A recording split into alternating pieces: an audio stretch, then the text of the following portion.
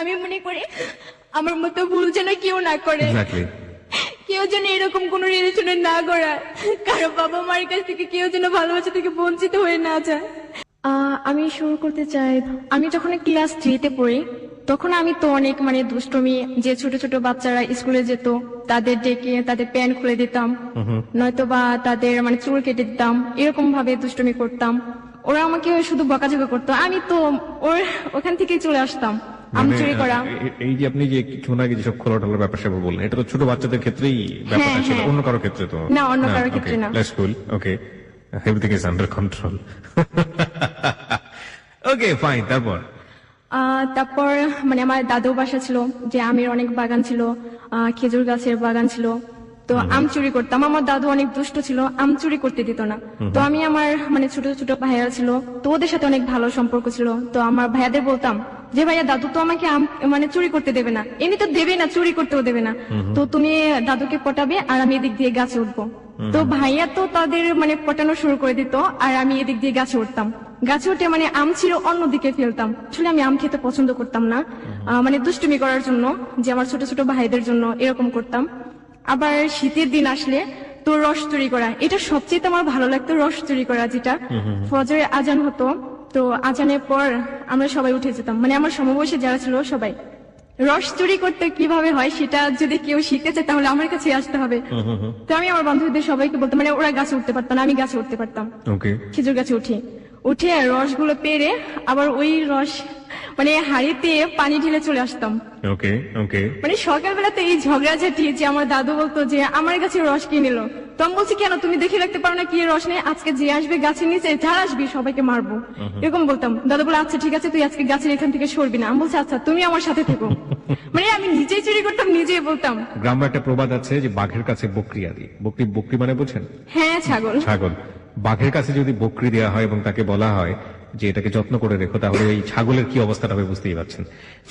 যাই হোক, ওকে। তারপর তো দাদু তো বলে আজ তো আর রস পড়বে না, তো কাল আবার ফজর আজানের সময় তোকে ডাকবো, তুই আসবি। তো আমি তো জানি যে দাদু ফজর আজানের সময় আমাকে ডাকবে, তার আগে আবার উঠতাম, যে আবার উঠে তো রস চুরি করতাম। তো রস চুরি করে আবার পানি ঢেলে চলে আসতাম। ফজর আজানের শুরু হতো, দাদু আমাকে ডেকে উঠাতো, আমাকে গাছে উঠায়। তো আমি গাছে উঠে দেখি, বলে দাদু এখানে তো রস নেই, সবগুলো তো পানি। বলে এত ফজরে আজানের সময় আসছি, এর আগে কে নিল, আজকে সবার বাসায় বিচার দেবো। তো আমি বলছি আচ্ছা, আমি তোমার সঙ্গে আছি, তুমি টেনশন করো না। বলে আচ্ছা ঠিক আছে। এরকম আমার ছেলেবেলা কাটে। যখন নাকি আমি ক্লাস 5-এ পড়ি, তখন আমার স্কুলে এমন কোনো খেলা নাই যে আমি পারি না। তো আমি যখন ক্লাস 5-এ পড়ি তখন আমার রোল ছিল 2। তো আমার একটা বান্ধবী ছিল অনেকটা ভালো, যে শোভা। আশা করি এই শোভা শুনবে এইসব ঘটনা, যে অনেক হাসবে আমি জানি। আমার স্কুলের খেলা, টিচার যতগুলো ছিল সবাই বলে প্রাইজ তো সবগুলো হিমাই নিয়ে যাবে। পর আমি দৌড় খেলায় ফার্স্ট হই, লং জাম্পে ফার্স্ট হই, যে বিস্কুট খেলা যেটা সবাই জানে, বিস্কুট খেলায় আমি ফার্স্ট হই। তো সেখান থেকে আমি ক্লাস 5-এ থেকে বৃত্তি পাই। যখন আমি ক্লাস 7-এ উঠি, তখন আমাদের স্কুলে সেতু নামের একটা মেয়ে ভর্তি হয়। তো অনেক ভালো ছাত্রী ছিলাম বলে আমাকে বলে যে হিমা, আমি তোমার সাথে ফ্রেন্ডশিপ করবো। আমি বলছি আচ্ছা ঠিক আছে, আমার মতো লেখাপড়া শিখতে হবে, তারপর আমার সাথে ফ্রেন্ডশিপ করবে। তো আমি ক্লাস 8-এ উঠি, তখন ওর সাথে আমার ভালো রিলেশন চলে। ফেব্রুয়ারিতে এসএসসি পরীক্ষার জন্য স্কুলটা বন্ধ থাকে, মার্চে আবার 26শে মার্চের জন্য পিটি গুলো করে, এরকম ছিল। তখন ওইখানে আমি আবার দলের লিডার ছিলাম। ওকে। প্রতিদিন স্কুলে যেতাম, আমার নাচ করতে হবে, নাটক করতে হবে, এজন্য স্কুলের যে কোনো ধরনের এক্সট্রা কারিকুলাম অ্যাক্টিভিটিস যেটাকে বলে, যে এই জাতীয় কাজে আপনি খুব ভালো ছিলেন, আমরা যেটা বুঝতে পারছি। স্কুলে দৌড়ঝাঁপ, লং জাম্প, হাই জাম্প, কিংবা যে বিস্কুট খেলা আপনি যেটা বলছেন, সেগুলো তো আপনি লিডার। গ্রামেও একই ধরনের দৌড়াদৌড়ি থেকে দুষ্টুমি করা থেকে শুরু করে সেই জায়গাগুলোতে আপনি একেবারে পাকাপোক্ত, এটা আমরা বুঝতে পারছি। কিন্তু পড়াশোনায় খুব বেশি একটা বোধহয় ভালো ছিলেন না। পড়াশোনায় কেমন ছিলেন? অনেক ভালো। দ্যাটস রিয়েলি কুল, যে একটা মেয়ে বড় হচ্ছে অবাধ একটা বিচরণ ক্ষেত্র যেটা বলতে পারি আমরা, কোন ধরনের বিধিনিষেধ নেই, চমৎকার একটা শৈশব। ফাইন, আপনি ক্লাস 8-এর কথা বলছিলেন, তারপর? তো 8-এ ওঠার পর আমার বড় বোনের বিয়ে হয়ে যায় অলরেডি। তো আমাকে দেখতে আসে 24 কয় তারিখে। ভাই বোন ছিলেন আপনারা? আমরা 3 ভাই বোন ছিলাম, আমার বড় বোন ছিল, তো ওর বিয়ে ঠিক হয়ে যায় আগে। একটু দাঁড়ান, আপনার কথা আমি একটু স্পষ্ট করে বুঝতে চাচ্ছি। একটা হচ্ছে আপনি ক্লাস 8-এ পড়ছেন তখন, রাইট? হ্যাঁ। ওকে। আপনারা ভাই বোন যারা ছিলেন তার মধ্যে আপনার বোন একটা বড় ছিল আপনার, এবং আপনার ছোট একটা ভাই ছিল, তাই তো? হ্যাঁ। আপনার বড় বোনের বিয়ে হয়ে গেছে ততদিনে? মানে ঠিক হয়ে গেছে। আপনার বড় বোনের বিয়ে ঠিক হয়েছে, তখনও বিয়ে হয়নি? হ্যাঁ, হ্যাঁ। বড় বোনের সাথে আপনার বয়সের পার্থক্য কয় বছরের? 2 বছরে। 2 বছরে। তার মানে আপনার বড় বোনের বয়স, আপনার যদি তখন 14 বছর বা 13 বছর হয়ে থাকে, আপনার বড় বোনের বয়স হচ্ছে 15 থেকে 16 বছর, তাই তো? হ্যাঁ, এই 15 থেকে 16 বছর বয়সে আপনার বড় বোনের বিয়ে ঠিক হয়ে গেছে, হ্যাঁ। পাশাপাশি আপনার বিয়েও ঠিক করছে। আসলে এটা আমি জানি না যে আমার বিয়ে ঠিক করছে বা এরকম কোনো কিছু। কি জানেন আপনি? ক্লাসে কি ঘটনাটা করছিল আমাকে একটু বলেন তো। যখন মানে 24 তারিখে যখন আমাকে দেখতে আসে, কোন পাগলামি মাসের শুরু করে। 24 তারিখ? মার্চ মাসের। মার্চ মাসের 24 তারিখ, ওকে। ছেলেটা মানে এরকম যে আমি জানি না, আমার আঙ্কেল মানে দেখানোর জন্য আসে, যে বলে 2 বোনকে একসাথে বিয়ে দেবে আমার এসএসসি পরীক্ষার পর, তাদের স্বপ্ন ছিল এরকম। তো আমাকে দেখতে আসে, ছেলের বাসা থেকে পছন্দ করে। ছেলেটার নাম ছিল রানা। দাঁড়ান, আমাকে এক্স্যাক্টলি রিজনটা বলেন, আপনি কি দেখেছেন? আপনি তো জানেনও না আপনাকে দেখতে এসেছে, আপনি কি দেখলেন, কি করলো আপনার সঙ্গে, এটা বলেন। মানে আমি যখন কি বাসায় আসি, তো আমার আঙ্কেল আমাকে শুধু বলে যে মাথায় মানে ওড়না দিয়ে রাখবে। তো আমি বলছি কেন আমি মাথায় ওড়না দিয়ে রাখবো, আমি তো কখনো ওড়না দিয়ে রাখি না, এখন আমি রাখবো কি জন্য? বলে না, বাসায় তো মেহমান আসছে, এখন একটু ভালো মতো চলাফেরা করো। তো আমি বলছি না, আমি এরকমই করবো। মানে আমার পাগলামি গুলো তো ছেলেটা আরো পছন্দ করে, যে এরকম পাগলামি করি। তো বলে এখন ছোট তো বড়। ছেলেটা আপনার সামনে ছিল?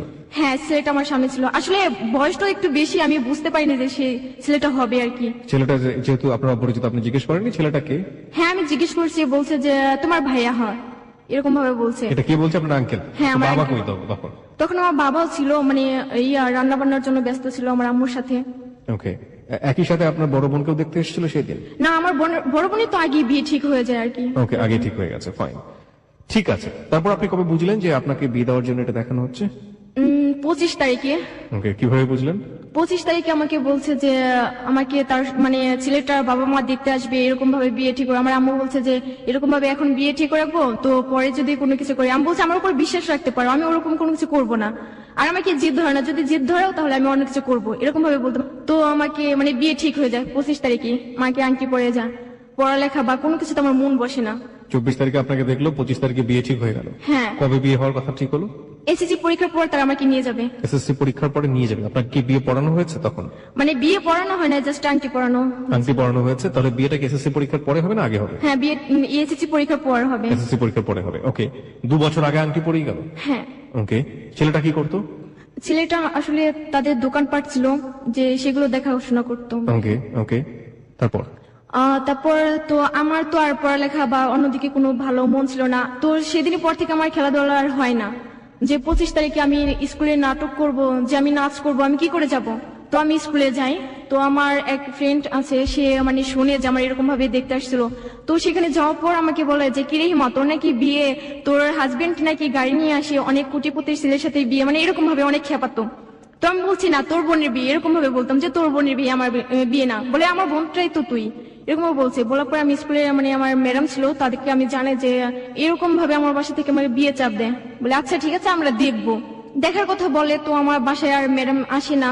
যে আমি বলছি আমি ভালো স্টুডেন্ট, এক খারাপ স্টুডেন্ট হতাম যে আমাকে এই কারণে আমার বিয়ে দেবে। আমি তো খারাপ স্টুডেন্ট ছিলামও না যে আমাকে এরকম ভাবে বিয়ের জন্য চাপ দেবে।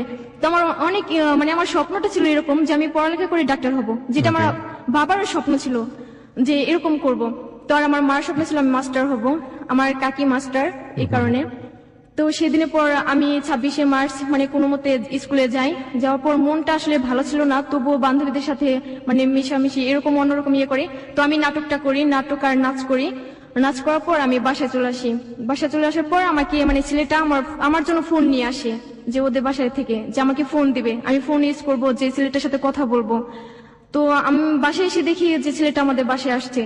তো আমি বলছি আপনি কেন আসছেন, আমার কি বয়স হয়েছে বিয়ে করার? আপনি এত বড় ছেলে, আপনার সাথে কেন আমার এরকম, আপনি জানেন আমি আপনার মেয়ের বয়সী, এরকম ভাবে বলতাম, মানে লজ্জা দিতাম।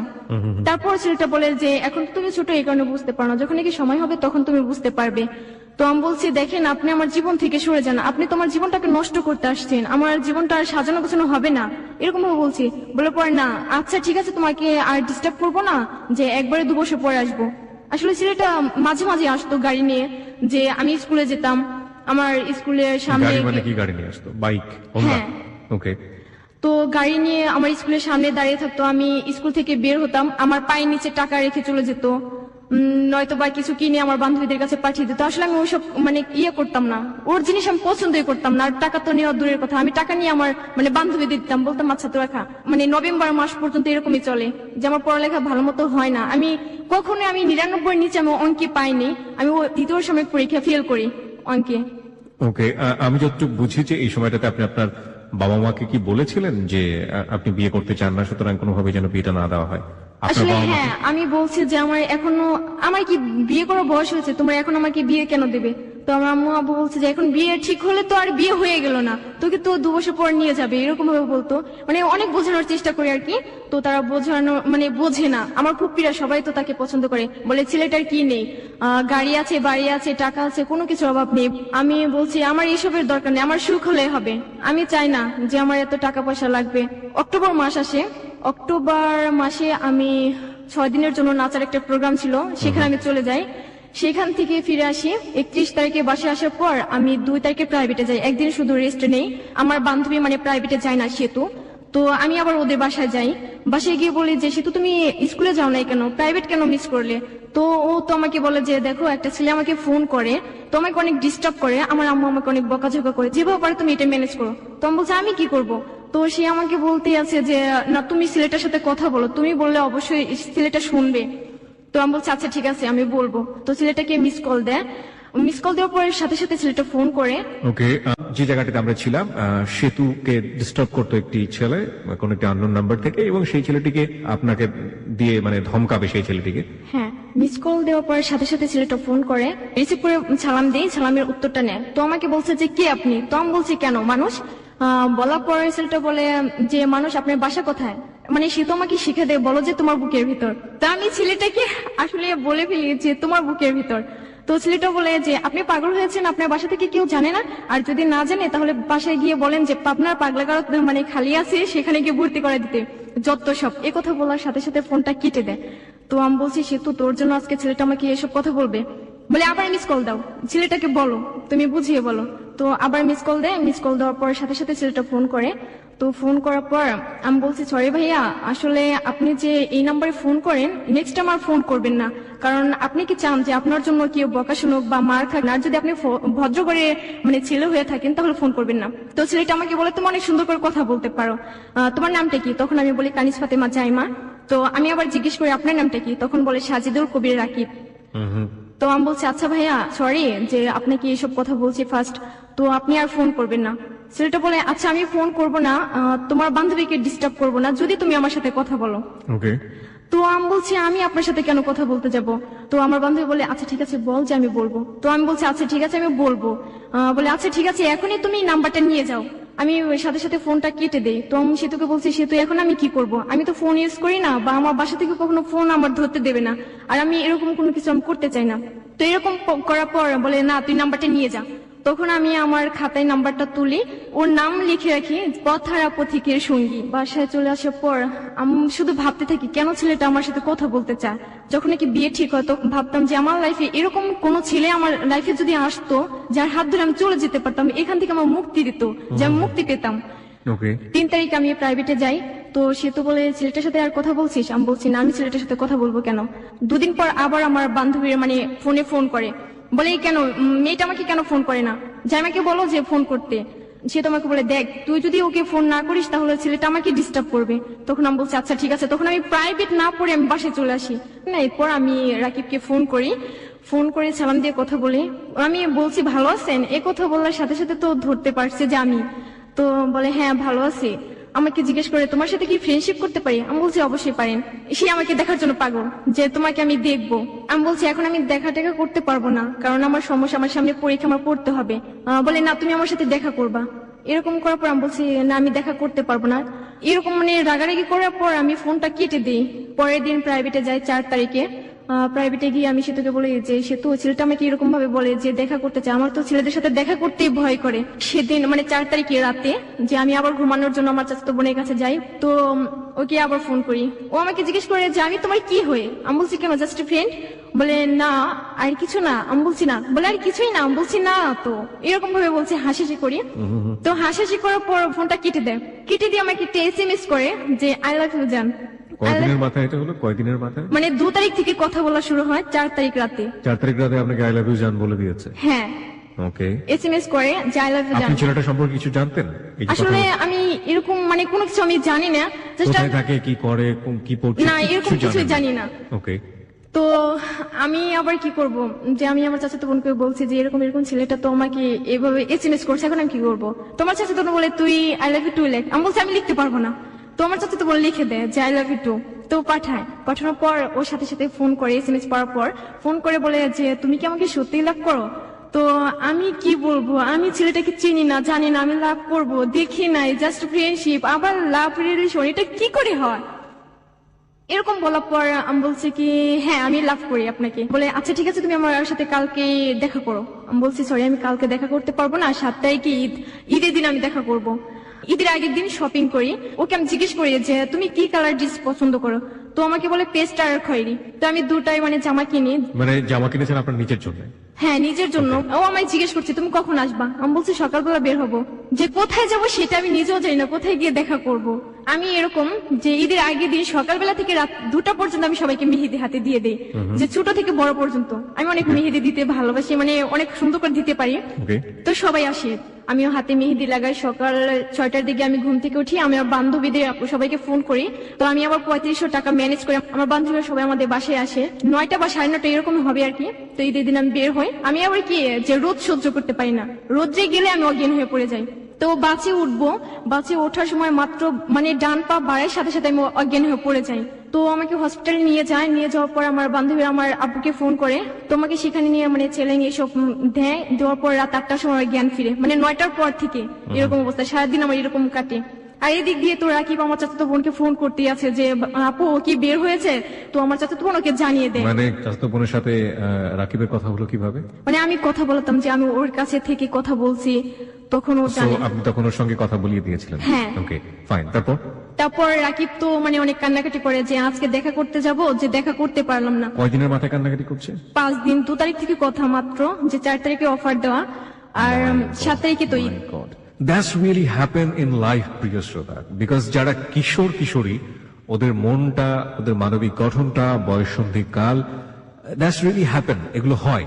এবং ও তো বলেছে এটা যে 7 দিন, কখনো কখনো 7 মিনিটে এসব ঘটনা ঘটে যায়। এবং এটা যে আসলে জীবনে কত বড় একটা প্রভাব ফেলতে পারে সেটা আমরা কিছুটা হলেও গেস করতে পারছি, যে আমাদের যেহেতু হ্যালো 920 শুনে ধারণা আছে, সুতরাং এই গল্পের ট্র্যাক গুলো কোথায় গিয়ে থামতে পারে। Let's not imagine. আমার মনে হয় বাস্তবের কাছাকাছি থাকাটাই ভালো। আমি শুধু অবাক হচ্ছি এই কারণে যে 2 দিনের মাথায় আই লাভ ইউ, 7 দিনের মাথায় কান্নাকাটি শুরু হয়ে গেছে। ওকে, তারপর জ্ঞান ফেরার পর আমার আব্বু আমাকে বাসায় নিয়ে আসে। আমি বলছি আমি বাসায় ঘুমাবো না। বলে কোথায় ঘুমাবি তুই? তো আমি বলছি কেন, আমি আপুর কাছে যাই ঘুমাবো, পিঙ্কি আপুর কাছে যাই ঘুমাবো। বলে না আজকে তুই অসুস্থ, তুই ওখানে গিয়ে ঘুমাবি। পিঙ্কির কাছে টার্গেট ছিল এই কারণে যে রাকিবের সাথে হ্যাঁ আমি কথা বলবো, এরকম ছিল। ওকে। তো আবু আচ্ছা ঠিক আছে, তোর মনে যা চায় তুই তাই কর। তো আমি ওর কাছে ঘুমানোর জন্য যাই। রাত 12টার সময় আমি রাকিবকে ফোন করি। বলছে যে জান তোমার কি হয়েছে? তো আমি বলছি এরকম এরকম প্রবলেম ছিল। বলে তোমার যদি কিছু হয়ে যায় আমি বাঁচবো না, তুমি আমাকে যা বলবো আমি তাই করবো, তুমি আমার সাথে চলে আসো, আমি তোমাকে বিয়ে করবো। সেদিন আমাকে এই কথাগুলো বলে। এদিকে আপনার মনের মধ্যে ছিল যেভাবেই হোক এই ছেলের হাত থেকে বাঁচতে হলে আমাকে অন্য কারো হাতে পালিয়ে গিয়ে তাকে বিয়ে করতে হবে। হ্যাঁ এরকম ইয়া ছিল। তো ওই দিন রাতে ওর আম্মু আমার সাথে কথা বলে, রাকিবের আম্মু আমার সাথে কথা বলে। আমি সালাম দিয়ে ফার্স্ট তাকে আমি মা বলি। রাকিবের আম্মু আপনার সাথে কথা বলে কেন? ওর আম্মু জানে যে আমার সাথে রিলেশন। রাকিবের জানিয়ে দিয়েছে? হ্যাঁ, বলছে যে এরকম এরকম একটা মেয়েকে ভালোবাসি, তো ওকে ছাড়া আমি কাউকে বিয়ে করবো না, এরকম 7 দিনের মধ্যে। হ্যাঁ জানিয়ে দেয়। তো দেওয়ার পর ওর আম্মু তো আমার সাথে কথা বলবে। ওকে।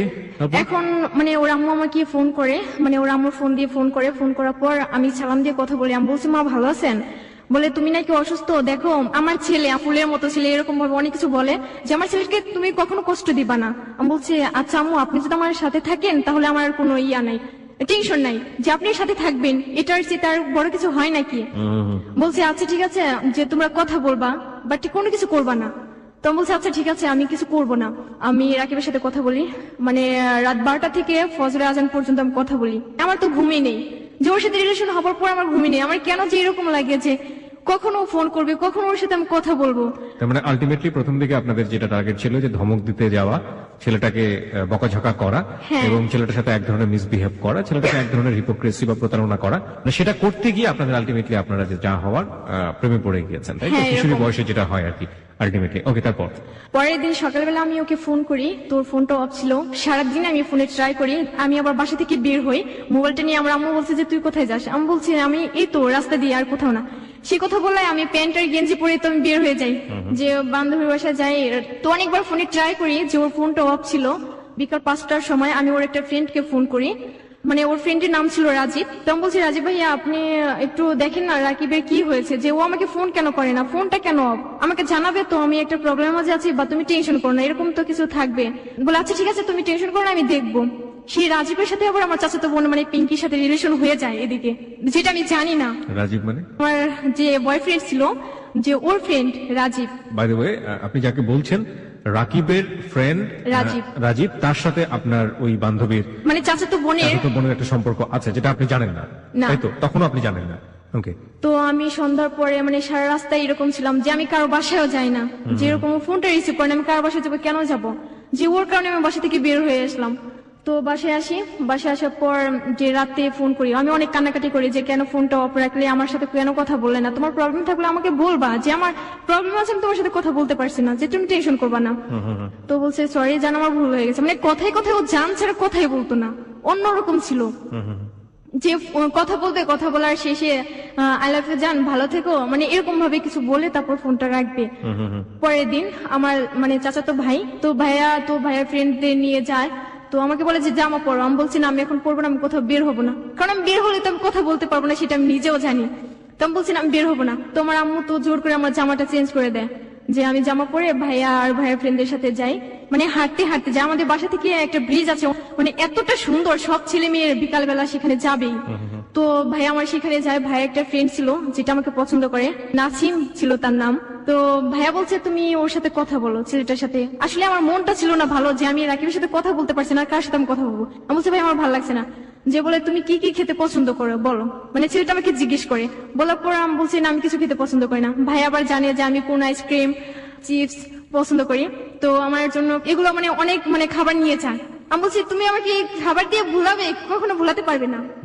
তো ভাই বলছে না খাওয়া। ছেলেটা কি করে, ছেলেটা আমাকে বলে যে তোমাকে আমি পছন্দ করি। আমি বলছি কি করতে পারবেন আমার জন্য, বলে তোমার জন্য আমি সবকিছু করতে পারি। আমি বলছি মরতে পারবেন, বলে হ্যাঁ। আমি বলছি তাহলে এই ব্রিজ থেকে লাফ দিয়ে আপনি মারা যান। তো ছেলেটা বলে যে তুমি আমাকে এরকম ভাবে বলছো কেন, যে আমি ব্রিজ থেকে লাফিয়ে মারা যাবো। পরে সাথে সাথে ছেলেটা মানে কি যেন পকেট থেকে বের করে সাথে সাথে হাত কাটে আমার সামনে। এই ছেলেটা তো আপনাকে আগে থেকে পছন্দ করতো, রাইট? মানে আগে থেকে পছন্দ করতো, সেদিন আমার ফার্স্টে দেখে আর কি, দেখেই এই সঙ্গে সঙ্গে এই ধরনের প্রতিক্রিয়া।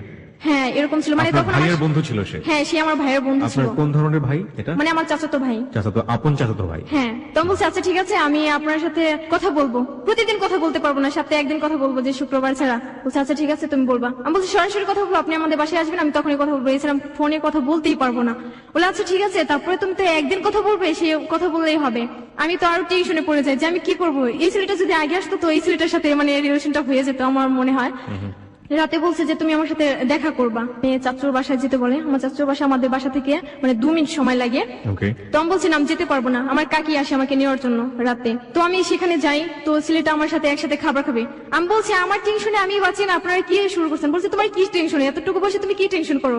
আমি বলছি না আমার কোন টেনশন, আমার পড়ালেখার টেনশন আছে। আসলে আমি তো রাকিবের টেনশনে এরকম কাউকে বোঝাতে পারি না।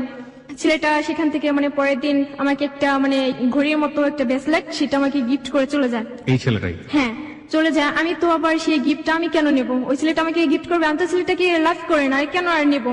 তো ভাইয়ের বাসায় আমি রেখে আসি ওই মানে ব্রেসলেটটা। পরের দিন মানে রাতে রাকিবের সাথে আমার কথা দেখা করবে। আমি সেদিনই বলে দিছি যে রাকিব আজকে আমি তোমাকে সবকিছু বলবো। বলে কি বলবা। তো আমি বলছি দেখো আমার এরকম ভাবে বিয়ে ঠিক হয়ে গেছে, যে আমাকে বাসা থেকে বিয়ে দেবে, বিয়ের জন্য অনেক চাপ। তো বলে আচ্ছা তুমি বাসা থেকে চলে আসো, আমি তোমাকে বিয়ে করবো। হ্যাঁ বলে। আমি বলছি না, যে এখন আমি বিয়ে করতে পারবো না। বলে দেখো তুমি যদি আমার কাছে না আসো, আমি ট্রাকে নিচে চাপা পড়ে মারা যাব, আমি মারা যাব তুমি না আসলে। তখনও রাকিবের সাথে আপনার দেখা হয়নি? না তখন আমার দেখা হয়নি। তো আমি ওকে একটা কথা বোঝাতাম সবসময় যে আমি কিন্তু দেখতে অনেকটা কালো। বলে তুমি কালো হও, প্রতিবন্ধী হও, যেরকমই হও, তবু আমি তোমাকে লাভ করি। আমি বলছি তুমি তো আমাকে দেখো নি, কেন এত লাভ করো। বলে সে চেহারাটাকে বা অন্য কিছু তো আমি লাভ করি, আমি তোমার জাস্ট মনটাকে লাভ করি। তো বলছি আচ্ছা ঠিক আছে আমি যদি তোমার সাথে চলে যাই, হয়তো বা লাল শাড়িতে তোমার বউ হয়ে যাবো আজীবনের জন্য তোমার ঘরে, নয়তো বা সাদা কাফনে আমি মানে ইয়া করবো, যে তোমার সাথে আমি চলে যাবো, তুমি আমাকে বিয়ে করবে না, আমি কোথায় যাবো, এরকম ভাবে আমি বলে দেই। আচ্ছা ঠিক আছে তুমি আমার সাথে চলে আসবা। তার কিছুদিন পর আমার স্কুল আবার খুলে। তো আমি স্কুলে মানে কখন আমি পিছনের বেঞ্চে আমি বসি না, যে সেদিন আমি পিছনে বেঞ্চে যে বসি, আমি কখনো স্কুলে যাই, আমি এরকম ভাবে চলে আসি না। সেদিন আমি ম্যাডামকে বলি যে ম্যাডাম আমি বাসায় চলে যাবো। সবাই তো অবাক যে আমার বান্ধবীরা যে হঠাৎ করে হিমা তোর কি হয়েছে আমাকে বল। তো আমি বলছি না আমার এমনিতে কিছু হয় না, আমার মাথা ব্যথা জাস্ট এটুকুই। তো তাকে আমি বলে আমি চলে যাই। তো রাস্তা দিয়ে ভাবতে ভাবতে আমি যাই যে এই ছেলেটা আমি কি ওকে সত্যিই ভালোবাসি, ও কি আমাকে সত্যিই ভালোবাসে, ও কি আমাকে বিয়ে করবে, ওর সাথে কি আমি চলে যাবো, মানে এসব ভাবতে ভাবতে আমি বাসায় চলে যাই। কোন তো ক্লাসে পড়ছেন তখন আপনি? তখনও ক্লাস 8 এ? হ্যাঁ তখন আমি ক্লাস 8 এ। 8 ওকে। মানে আমাদের বাসায় যাওয়ার একটা মোড় আছে, মানে ব্রিজের ওইদিকে মানে ট্রাক ছিল, অনেকগুলো গাড়ি ছিল। আমি আসলে ওইগুলো লক্ষ্য করি না যে আমার আশেপাশে কোনো গাড়ি আছে কিনা। তো মানে গাড়ি তো হর্ন দিতেই আছে, আমি তো কিছুই শুনতে পাই না। গাড়ির মাঝখানে পড়ে গেছি। বাম দিকে তাকাবো বাম দিকে গাড়ি, ডান দিকে তাকাবো ডান দিকে, মানে সব দিকে চারপাশে গাড়ি। এত বকাঝকা সব ড্রাইভাররা যে তুমি চোখে দেখো না কানে শুনো না, তুমি এরকম ভাবে রাস্তার মাঝখান দিয়ে হাঁটতেছো। আসলে আমি তখন ভাবতেছিলাম রাকিবকে নিয়ে। বুঝতে পেরেছি। বাসায় চলে যাওয়ার পর আমার আম্মু আমার বোন তো সবাই তো অবাক যে তুই এখন চলে আসলি, কোনটা আমি স্কুল থেকে চলে আসলি। আমি বলছি আমার ভালো লাগছে না। তো আমি বলছে শুয়ে থাক। তো বলছে তুমি আমাকে 50টা টাকা দাও। বলছি কি করবে। আমি বলছি কই না আইসক্রিম খাবো। দোকানে গিয়ে কার্ড কিনে নিয়ে আসি। ফোন করার পর রাকিবকে বলে রাকিব আমি সত্যি তোমার সাথে চলে যাবো, আমার পড়ালেখা কোনো দিক দিয়ে মন বসে না। আসলে ওর সাথে রিলেশন হওয়ার পর আমি মানে কিছু কবিতা লিখি। তখন আপনার দেখা হয়নি ওর না সাথে? তখন আমার দেখা হয়নি। Okay. 19 তারিখে আমরা ডিসাইড করে যে যাবো কবে। তো ও বলছে যে তুমি 21 তারিখে চলে আসবা। চলে আসবে মানে কি একবারে বাড়ি? একেবারে মানে বিয়ে করবে সেদিনই আমাকে দেখা করার দিনে। তার আগ পর্যন্ত দুজন দুজনকে জানেন না, বোঝেন না, চোখের দেখাও দেখেন না? না চোখে দেখা আমরা দেখি না। যে ওর একটা ফ্রেন্ড মানে রাজীব, যেটা আমার চাচাতো বোনের সাথে রিলেশন, তো রাজীব আমাকে বলে যে তুমি এই কাজটা ভুলে করবা না, তুমি ওই ছেলেটার সাথে চলে আসবা না। আমি বলছি কেন, তাহলে কি আপনার সাথে চলে যাবো। এরকম ভাবে তার সাথে আমার ঝগড়াঝাটি হয়। তারপর আমি এই নভেম্বরের 21 তারিখে চলে যাই ওর সাথে। যে আমার ফার্স্টে দেখা হয় হেমাদপুর। আমি কি বলবো, আমি ওকে কিছুই বলতে পারি না, দেখি আমি অবাক। অনেক সুন্দর ছিল, যে জানি না আর কারোর চোখে কেমন লাগে, কিন্তু আমার চোখে অনেক ভালো লাগে। যে আমি যাকে ভালোবাসি সে এরকম হবে। তো ও আমাকে বলছে তুমি রাস্তাটা পার হয়ে এসো। আমি তো রাস্তা পার হতে পারবো না, তুমি আমাকে রাস্তাটা পার করে নিয়ে যাও। রাস্তাটা পার করে নিয়ে আমাকে চেঞ্জিতে করে একেবারে মানে ফার্ম গেট নিয়ে আসি। নভেম্বরের 21 তারিখ থেকে আপনি বাড়ি থেকে পালালেন? হ্যাঁ সেদিন আমি 10,000 টাকা নিয়ে মাত্র বের হই। 10,000 টাকা বাড়ি থেকে চুরি করলেন? হ্যাঁ। চুরি করে আপনি এই ছেলেটার জন্য একেবারে পালিয়ে আসলেন, যে ছেলেটাকে আপনি জানেন না, শোনেন না ভালো করে, এবং এই ছেলেটার সাথে আপনার প্রথম দেখাতেই আপনি ওর জন্য বাড়ি থেকে পালিয়ে আসছেন। টার্গেট হচ্ছে আপনি তাকে বিয়ে করবেন, হ্যাঁ। তাই তো? হিমা, যেখানে আমরা ছিলাম আপনি বলছিলেন যে 10,000 টাকা বাড়ি থেকে নিয়ে আপনি এই ছেলেটার জন্য পালিয়ে গেলেন, এবং আপনি ছেলেটাকে এর আগে দেখেননি পর্যন্ত, হ্যাঁ। জানেন না ডিটেল কোনো কিছু। ওকে, তারপর? ফার্ম গেট আসার পর এত রোদে আমাকে দাঁড় করায় যে আমার মনে হয় যে আমি আবার অজ্ঞান হয়ে যাবো সেই দিনের মতো। তা বলছি কোথায় নিয়ে যাবো। বলে আমি যদি তোমাকে রাস্তায় রাখি তুমি রাস্তায় থাকতে পারবে না, মানে এরকম অনেক কিছুই বলে। আমি বলছি হ্যাঁ, যেহেতু ঘর ছেড়ে চলে আসতে পারছি তোমার হাত ধরে, তুমি আমাকে যেখানে নিয়ে রাখবে তুমি আমার সাথে থাকলেই চলবে। আমাকে এখন একটু বলেন তো, সবার কিউরিওসিটি হচ্ছে সেজন্য জিজ্ঞেস করছি, ছেলেটার বয়স কত ছিল? ও বলছে যে 21। ওই সময় ওর বয়স 21 বছর? হ্যাঁ আমাকে বলছে যে ও নাকি অনার্স সেকেন্ড ইয়ার পড়ে। আমি তো আমাকে যাত্রাবাড়ি গাড়িতে করে নিয়ে আসে। নামার পর মানে হঠাৎ করে কোথায় আমরা বাসা পাবো, আমরা বিয়ে করি নেই, কেউ আমাকে বাসা দেবে না, এমন একটা বিল্ডিং এর ভিতর নিয়ে যায়। তো আমি তো অবাক। আমি বলছি তুমি আমাকে কোথায় নিয়ে আসলে। তো বলে দাঁড়াও দেখি এখানে যদি একটা ফ্ল্যাট পাই। আমি বলছি আজকে তুমি কোথায় ফ্ল্যাট পাবে, আজকে 21 তারিখ, এটা তো মাসের শেষ দিক, মানে 1 তারিখে তো বাসা পাওয়া যায়, তার আগে তো বাসা পাওয়াই যাবে না। বলার পর বলছে আচ্ছা ঠিক আছে তুমি এখানে দাঁড়াও আমি দেখি। কি বলবো ভাইয়া, ওখানে মেয়েরা নাকি অনেক খারাপ ইয়া করে। আমি বলছি তুমি আমাকে এখানে নিয়ে আসলে কেন। আমি আর একটা মুহূর্ত এখানে থাকতে পারবো না। তো আমি সেখান থেকে চলে আসি, ও আমার হাত ধরে টেনে ধরে যে তুমি কোথায় যাবে, আমি তোমাকে যেখানে নিয়ে যাবো তুমি সেখানে যাবে। তো ওইখান থেকে আমি নেমে আসি, ও আমার সাথে চলে আসে। চলে আসার পর রাস্তায় একটা লোকের সাথে কথা বলে, যেটা আমি দূর থেকে লক্ষ্য করি। তো ওই লোককে সবকিছু বলে যে আমরা এরকম এরকম বাসা থেকে চলে আসছি, ওর বিয়ে ঠিক হয়েছে বলে ও আমার সাথে চলে আসছে, ও বিয়েতে রাজি না। সে তো লোকটা তো আমাকে দেখে অবাক যে এতটুকু মেয়ে বিয়ে করবে, যে এটা তো সমাজে মানবে না বা আইনগত ভাবে হবে না। ও বলছে যে আচ্ছা পরে দেখা যাবে, আগে একটা ফ্ল্যাট নেওয়ার ব্যবস্থা করেন। তো সেই লোকটা আমাকে নিয়ে যায় যাত্রাবাড়ি টনি টাওয়ারের ওইদিকে, পানি পাম্প ছিল যেখানে, ওইখানে আমাকে নিয়ে যায়। একটা ফ্ল্যাট পায়, একটা বৃদ্ধ লোক ছিল, একটা মহিলা, তার হাজবেন্ডের সাথে ভালো রিলেশন ছিল না, তার একটা মেয়ে ছিল। এখন তারা তো বাসা ভাড়া দেবেন, আমাকে জিজ্ঞেস করে যে তোমাকে কি ছেলেটা জোর করে নিয়ে আসছে। আমি বলছি না আমি স্বেচ্ছায় আসছি। এ কথা বলার পর বলে আচ্ছা ঠিক আছে তোমরা বিয়ে করছো। আমি বলছি না বিয়ে করিনি এখনো। বলে বিয়ে করা ছাড়া তোমাদের বাসা ভাড়া দেওয়া যাবে না। তো ওরা কি বলে আচ্ছা আন্টি আচ্ছা আজকে রাতটা আমরা কষ্ট করে থাকবো, সারাদিন তো গাড়িতে ছিলাম, পরে আমরা কালকে বিয়ে করবো। না এক মুহূর্ত মানে থাকা যাবে না, মানে বিয়ে করা ছাড়া। রাকিব অনেক বিরক্ত হয়ে বলে যে আচ্ছা ঠিক আছে আপনি বিয়ের ব্যবস্থা করেন, আমি বিয়ে করবো, আমি বিয়ের যা লাগে আমি সবকিছু নিয়ে আসবো। তো ওই আন্টি তো মানে কাজীকে ডাকতে যায়, কাজীও আমাকে দেখে অবাক। কাজীকে মানে 11,500 টাকা মানে ঘুষ দিয়ে তারপরে বিয়েটা করানো হয়। এই টাকাটা কে দেয়? এই টাকাটা রাকিব দেয়। আমি যে বাসা থেকে টাকা নিচ্ছি একটা টাকাও মানে 2,000 টাকা ছাড়া ওকে আমি একটা টাকাও দিইনি। আপনি বাসা থেকে যে কিছু নিচ্ছেন এটা কেউ জানতো? না, আমি ওকে ও আমাকে সবসময় একটা কথা বলতো যে তোমার কিছুই লাগবে না, তুমি এক ড্রেসে চলে আসবা, তুমি বাসায় যে ড্রেস পরো সেই ড্রেসে তুমি চলে আসবা, তোমার কিছুই লাগবে না, এরকম ভাবে বলতো। তো আমি টাকা নিয়ে ইভেন আপনি যে বের হলেন আপনি ওকে জিজ্ঞেস করেননি যে আমাকে কোথায় রাখবা, কি করবা, কি খাওয়াবা? আমি হ্যাঁ জিজ্ঞেস করতাম, তো ও আমাকে বলছে যে কেন আমি তোমার জন্য সব পারে, আমি চাকরি করবো, আমার কি যোগ্যতা কম? যে আমাকে বলতো যে আমার যদি রিক্সা চালিয়ে খাওয়াতে হয় তবে তোমাকে আমি খাওয়াবো। তো বিয়ে পড়ানোর সময় কাজে যখন আমাকে বলে যে কবর বলতে, তখন আমি হেসে দিই। আমি বলছি মানে ও কবর বলার সাথে সাথে রাকিবের পায়ে একটা চিমটি কাটি। তো বিয়ে করানোর পর সবাই তো মানে হাসি খুশি যে আমি এত অল্প বয়সে বিয়ে করেছি, আর আমার হাজবেন্ডটা অনেক ভালো, সবাই অনেক ভালো জানতো ওকে।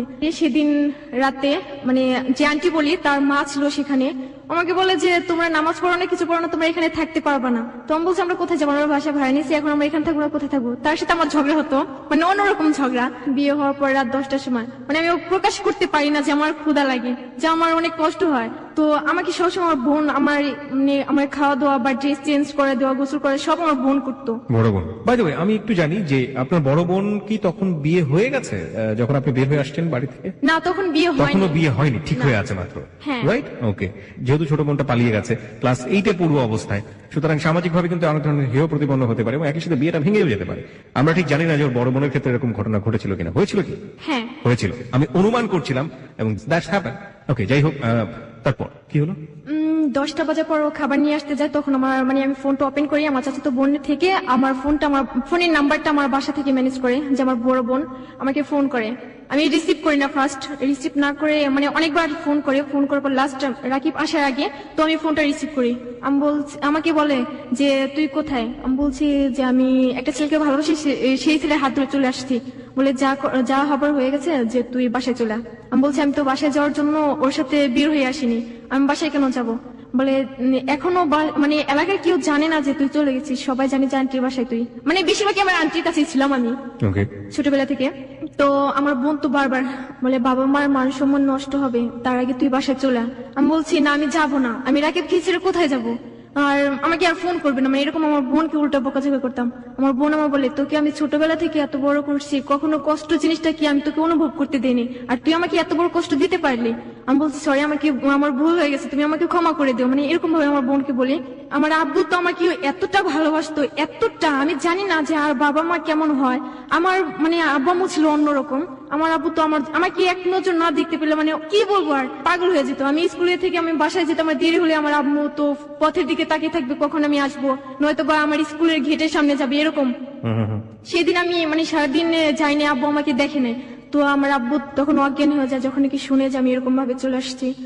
শোনার পর আমার বোন আমাকে বলে যে তুই কি চাস যে আব্বু মারা যাক? বা আমি তখন বলছি না, আমি চাই না যে আব্বু মারা যাক বা কষ্ট পাক। বলে তুই আর কি কষ্ট দিবি, তুই তো সমাজে মুখ রাখলি না। আমি বলছি তুই আর আমাকে আর ফোন করিস না, মানে বিরক্ত হয়ে এরকম মানে কথাগুলো বলছি। আমি ফোনটা কেটে দিয়ে ফোনটা বন্ধ করে রাখি। তার কিছুক্ষণ পর রাকিব চলে আসে, তখন আমি কান্না করি। পর আমার চোখে পানি দেখে বলে যে তুমি কান্না করছো? তো আমি বলছি না, আমি কান্না করবো কেন? বলে না তুমি কান্না করছো। আমি বলছি না, চোখে পোকা গেছে, এরকম ভাবে বোঝায়। বোঝানোর পর রাকিব দরজাটা লাগিয়ে দিয়ে তো আমাকে জড়িয়ে ধরে ও কান্না করে, মানে এত কান্না করে ও আমাকে বলে যে দেখো আমি আমার বাসা ছেড়ে চলে আসছি, তুমি আমার ছেড়ে কখনো চলে যাবে না, এরকম ভাবে বলতো। বলার পর আমি বলছি আচ্ছা তোমাকে ছেড়ে যদি আমি চলে যাই তাহলে কেন তোমার সাথে আমি চলে আসবো? আমি তো ইচ্ছে করলে অন্য কাউকে বিয়ে করতে পারতাম, যেহেতু আমার বিয়ে ঠিক হয়ে গেছে। এরকম ভাবে বলার পর বলছে আচ্ছা ঠিক আছে, আমার আম্মুকে আমি অনেকটা মিস করছি। এই কথা বলার সাথে সাথে উনি ওর ভাইয়া ফোন করে, ছোট ভাইয়া। তো ফোন করার পর বলছে ভাইয়া তুমি কোথায়? তো বলছে যে আজ থেকে আম্মুকে বলবি যে আমরা যে 4 ভাই বোন ছিলাম তার একটা সন্তান নেই, যে একটা সন্তান মারা গেছে, আম্মুকে বলে দিস। বলে ভাইয়া তুমি কোথায়? বলে আমি জামাইকে নিয়ে চলে আসছি। বলে জামাইকে নিয়ে চলে আসছো, ভালো কথা, তুমি বিয়ে করছো, ভালো কথা, আম্মুকে আমি বলবো যে তোমরা বাসায় চলে আসবা। বলে না আমি কখনো বাসায় যাব না। এই কথা বলে ফোনটা কেটে দিয়ে ফোনটা অফ করে রাখি। তারপর মানে খাবারের জন্য পাশের রুম থেকে প্লেট নিয়ে আসা, যে আমাকে বলে যে তুমি আমাকে খাইয়ে দেবে। তখন আমি না করতেও পারিনি, কিছু বলতে পারিনি, যে আমাকে ছোটবেলা থেকে এত বড় করছে, আমি কখনো কাউকে করে নিজেই খাইনি, আর ওকে আমি খাইয়ে দেবো। কিছু না বলে ওর মুখে মানে 2 থেকে 3 বার দিই। তো ওগুলো রেখে দিয়ে আমি মানে ঘুমাতে যাই। আমি শুয়ে থাকি, মানে ও আমার থেকে অনেকটা দূরে শুয়ে থাকে। তো তখন আমি ভাবতে লাগি যে আমি কখনো কোনো ছেলেদের সাথে থাকিনি, আজকে অপরিচিত অজানা অচেনা তাকে আজকে ফার্স্টে দেখি আবার বিয়ে করে তার সাথে আমি থাকবো, মানে এরকম অবাক করার মতো, মানে নিজের কাছে অন্যরকম একটা আপনি কখনো তাকে জিজ্ঞেস করেননি যে তুমি তো সরাসরি আমাকে তোমার বাড়িতে নিয়ে তুলতেই পারো? তার মা তো জানতোই যে আপনাকে সে ভালোবাসে, তাই না? হ্যাঁ। তো আপনারা ওর বাড়িতে গিয়ে ওঠেননি কেন? আসলে ও আমাকে বলছে যে ওর আব্বুর ফ্রেন্ডের মেয়ের সাথে নাকি ওর বিয়ে ঠিক, মানে এরকম ভাবে কিছু বলছে, এই কারণে মানে বাসায় যেতে পারে নাই। আর ওর আম্মু কখনো ভাবতে পারে না যে এরকম ভাবে আমি চলে যাব। ওকে, তো সেই জায়গা থেকে একটা সমস্যা ছিল। হ্যাঁ, ও আপনাকে বলেছিল যে পরবর্তীতে বুঝিয়ে তারপরে বাড়িতে তুলবে, হ্যাঁ, এরকম হ্যাঁ। কি? ওকে, তো এরকম করার পর রাত প্রায় 2 থেকে 3টা বাজে, মানে হাসাহাসি করার পর মানে সকাল হয় কোথায় আমরা নিজেও জানি না, মানে দুপুর 3টার সময় আমি ঘুম থেকে উঠি, মানে ও ঘুম থেকে উঠে, আমরা ভাবছি তখন রাত 3টা বাজে। আমাকে বলছি দেখো তো কয়টা বাজে, তো বলছে যে 3টা বাজে, দুপুর 3টা বাজে। তো পাশের রুম থেকে আমাদের ডাকাডাকি শুরু করছে যে আপু আপনারা নতুন বিয়ে করছেন, আপনারা ঘুম থেকে উঠবেন না, এরকম ভাবে অনেক বিরক্ত করে। তো আমি দরজাটা খুলে দেই, খুলে দেওয়ার পর মানে রাকিব খাবারের জন্য যায় যে এত বেলা হয়ে গেছে না খেয়ে থাকবো নাকি, তো ও খাবার নিয়ে আসে। আমি তো ওকে দেখে লজ্জা পাই, মানে ওর সামনে যেতে আমার লজ্জা লাগে, ও তো শুধু হাসে। মানে আমি গোসল করতে আমার বোন আমার জামাগুলো চেঞ্জ করতো, এখন আমাকে কি করে দেবে? আমি ওকে বলছি যে আমার জামা চেঞ্জ করে দেবে কে, তো বলছে কি আমি দেবো। ও আমাকে জামা চেঞ্জ করে দেবে, ও আমাকে দেখবে, মানে এরকম কোনো কিছু অনুভব করতাম, মানে বড় বোনের যে স্নেহটা সেটা আপনি ওর কাছ থেকে পাওয়ার জন্য ইয়ে করতাম, বা কনফিউশনে ছিলেন যে আদৌ সে আমাকে এই স্নেহগুলো দিবে কিনা। হ্যাঁ। হ্যাঁ, তো আমি গোসল করে আসার পর অনেক কষ্ট করে আমি জামা পরতাম, যে এখানে মানে 2-1 মিনিটে মানুষের শেষ হয়, সেখানে আমার 5 থেকে 7 মিনিট। Now you are facing the difficulties. আমি যেটা বলছিলাম যে মানে বাস্তব অভিজ্ঞতার দিকে মুখোমুখি হচ্ছে না একের পর এক, সেটাই। কারণ এই যে হাত তুলে সে কখনো খাবারটা খেত না, সে এখন তার হাজবেন্ডকে হাতে তুলে খাওয়াচ্ছে, এটা তার কাছে দায়িত্ব মনে হয়েছে, এটা কিন্তু তার মধ্যে কিন্তু সেই কোনো রোমান্টিসিজম খুঁজে পায়নি। এবং একই সাথে এই যে পরিধেয় বস্ত্র পরিধান করা বা যেটাই বলি না কেন, এই জিনিসগুলো তাকে বাড়ির অন্য কোনো মেম্বার করে দিত। যখন সে নিজে থেকে করছে তখন ধীরে ধীরে সে বাস্তবে কাছাকাছি যাচ্ছে, এবং এগুলো যে খুব বেশি সুখকর অভিজ্ঞতা না, it's one kind of bitter experience. আমার মনে হয় যে এই ফিলটা সে কিছুটা হলো পাওয়া শুরু করেছে। সেটাই হয়, আমরা একটা কথা সবসময় শুনে থাকি যে ভালোবাসা ততক্ষণ পর্যন্তই ভালোবাসা, যখন সেটা খুব বাস্তবের মুখোমুখি হয় তখন লাগে সেটা জানালা দিয়ে পালিয়ে যায়। দেখা যাক ওদের ক্ষেত্রে কি হয়েছে শেষ পর্যন্ত। হ্যাঁ, তারপর আমি ওকে সবকিছু বলছি যে দেখো আমার আব্বু আম্মু আমাকে এরকম ভাবে বড় করছে, সেই রকম ভাবে তোমার বড় করতে হবে। ও বলছে আচ্ছা ঠিক আছে, তোমাকে আমি কখনো কোনো কিছুর কষ্ট আমি বুঝতে দেবো না, যে তোমার আব্বু আম্মু নেই বা তোমার বোন তোমার পাশে নেই, আমি কোনো কিছু বুঝতে দেবো না। এরকম ভাবে কিছুদিন কাটে। 25 তারিখে, যেটা নভেম্বরের, সেদিন মানে আমি বাসা থেকে 2টা ড্রেস নিয়ে যাই, যেটা পরাছিলাম আর একটা। তো ওকে আমি বলছি আমার নতুন জামা কিনে দিতে হবে, বলছে আচ্ছা ঠিক আছে কাল কিনে দেবো। সেদিন আমি ওর সাথে সকালবেলা থেকে ঝগড়া করি। সবসময় জানতাম বিয়ে মানে তো মানে নতুন জামা পরা বা ঘুরতে যাওয়া, এরকম কোনো কিছু মনে করতাম। তো সেদিন আমি মানে ও শুধু হাসতো, আমি ওর সাথে আরো ঝগড়া করতাম যে তুমি হাসো, আমার অনেক খারাপ লাগে তুমি হাসো, আমাকে নতুন জামা কিনে দিতে হবে। বলছে আচ্ছা ঠিক আছে নতুন জামা কিনে দেবো। মানে 25 তারিখে সকালবেলা 7টার দিকে আমরা বের হয়ে আসি। এত সকালবেলা তো কোনো দোকানপাট বা কোনো মার্কেটে খোলে না, জামা কাপড় না কিনে দিয়ে চিড়িয়াখানায় নিয়ে যায়। সেখানে গিয়ে তো কিছুক্ষণ সেখানে গিয়ে দেখা যাবে যে কি সুন্দর জামা কাপড় ছাড়া জীবজন্তু বসবাস করছে, ওরা থাকছে, তো আমরা কেন থাকতে পারবো না? ওকে, তারপর সেখান থেকে আমি বলছি তুমি আমাকে এখানে নিয়ে আসলে কেন? বলে দোকানপাটটা এখনো খুলে নেই, তোমাকে কি কিনে দেবো? তো আমি বলছি এখান থেকে চলে যাও। আমি ওর সাথে কথা বলিনি যে আমাকে নতুন জামা কিনে দেওয়ার কথা বলে বাসা থেকে বের করে নিয়ে আসছে, এখন আমাকে নতুন জামা কেন কিনে দেবে না? তো বাসায় আসার পর ওর সাথে আমি আর কথা বলি না যে আমাকে নতুন জামা কিনে দেবে। আমার নিজের গায়ের মানে যে জামাটা ছিল সেই জামাটা আমি ছিঁড়ে ফেলি যে নতুন জামা পাওয়ার জন্য। তো ও বলেছে তুমি কি পাগল হয়ে গেছো, 2টা দিন ওয়েট করো যে তোমাকে কিনে দেবো। বলছে আজকে কিনে দেওয়ার কথা বলছে, তুমি আজকে কিনে দাও না, আবার কবে কিনে দেবে? তো আমার দিকে অনেক রাগান্তি ভাবে তাকাই থাকে। আমি তো আরো ভয় পাই, মানে ওকে দেখে ভয় পেতাম, আবার সাহসও ছিল অন্যরকম।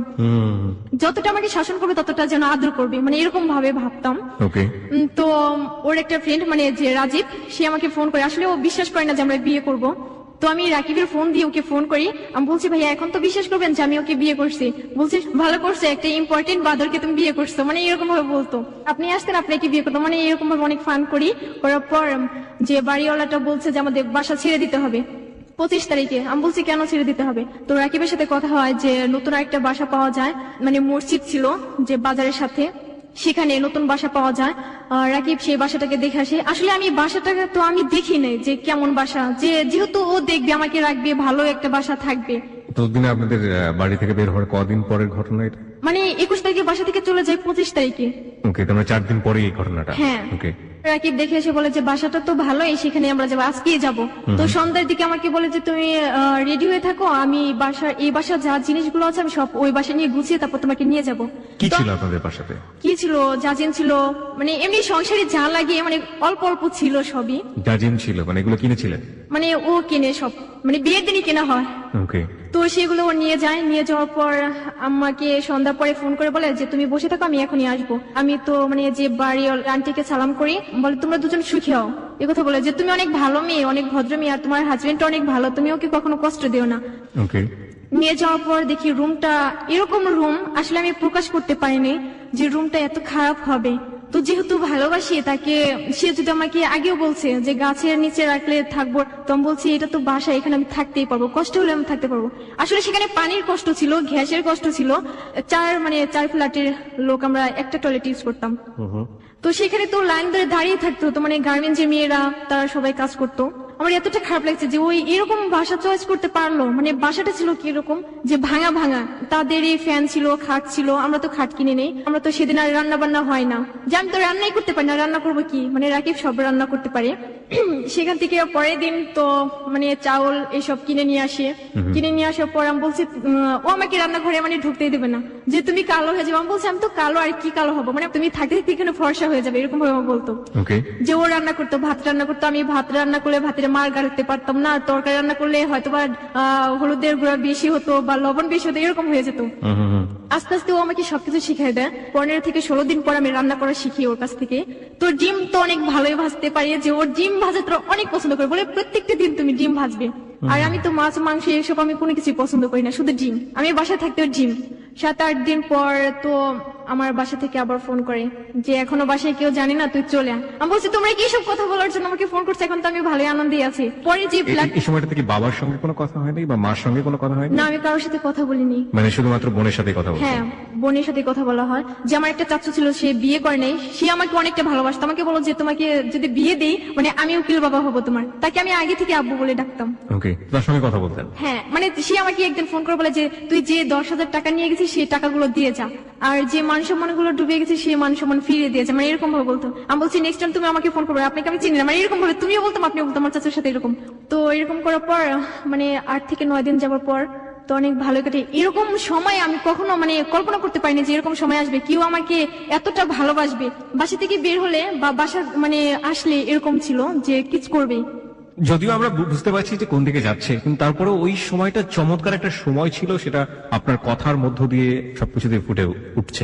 কিন্তু একটা কথা আছে যে অকাল পরিপক্কতা, মানে যখন যে সময় যেটা দরকার সেটা যদি সেই সময় না গিয়ে একটা বিপরীত সময়ে যায়, কিংবা তার আগে চলে যায়, পিছিয়ে চলে যায়, কিন্তু সেই জিনিসটা না শেষ পর্যন্ত ঠিক মতো কোনো ভালো রেজাল্ট বয়ে নিয়ে আসে না। এটার পরিণতি যে ভালো হবে না সেটা আমরা ধরে নিতেই পারি, কিন্তু কথা হচ্ছে যে কি পরিণতি হয়েছিল, যে কারণে আজকে 8920-তে হিমা এসছে। চলুন তারপর।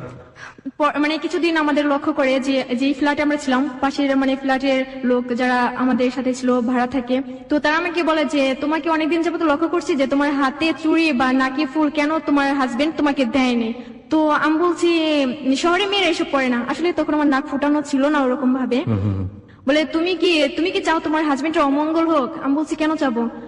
বলে আচ্ছা ঠিক আছে, যদি না চাও তাহলে তুমি তোমার হাজবেন্ডকে বলো যে আজকে যেন তোমাকে নাক ফুল আর হাতে চুড়ি এনে দেয়। তো আমার তো জিদ যে আজকে তারা আমাকে এই কথা বলছে, আমাকে দিতেই হবে। বাসায় আসার পর আমি তো মানে গুমরা মুখ করে বসে থাকি। তো আমি বলছি যে তুমি আমাকে হাতে চুড়ি আর নাক ফুল না এনে দেওয়া পর্যন্ত আমি তোমার সাথে কথা বলবো না। পরে সেদিন রাতে আমাকে মানে নাক ফুল দেয়, হাতে চুড়ি দেয়, মানে দেওয়ার পরে আমি শুধু ওকে বলছি যে আমার নাক ব্যথা, তুমি আজকে আমাকে ধরবে না। বলে আজকে ঠিক তোমাকে বউর মতো মনে হয়, যে তুমি সত্যি আমার বউ। এরকম ভাবলে মানে কাটে। তো ওর আম্মু ফোন করে বলে যে এতদিন বাসার বাইরে থাকতে হবে না, তুই বাসায় চলে আয়, ওকে নিয়ে আয়। আমি বলছি না, আমি যাবো না, আমার লজ্জা করে। আমি আমার আম্মুর সাথে কথা বলি সেদিন রাতে, মানে 20 দিনের রাতে।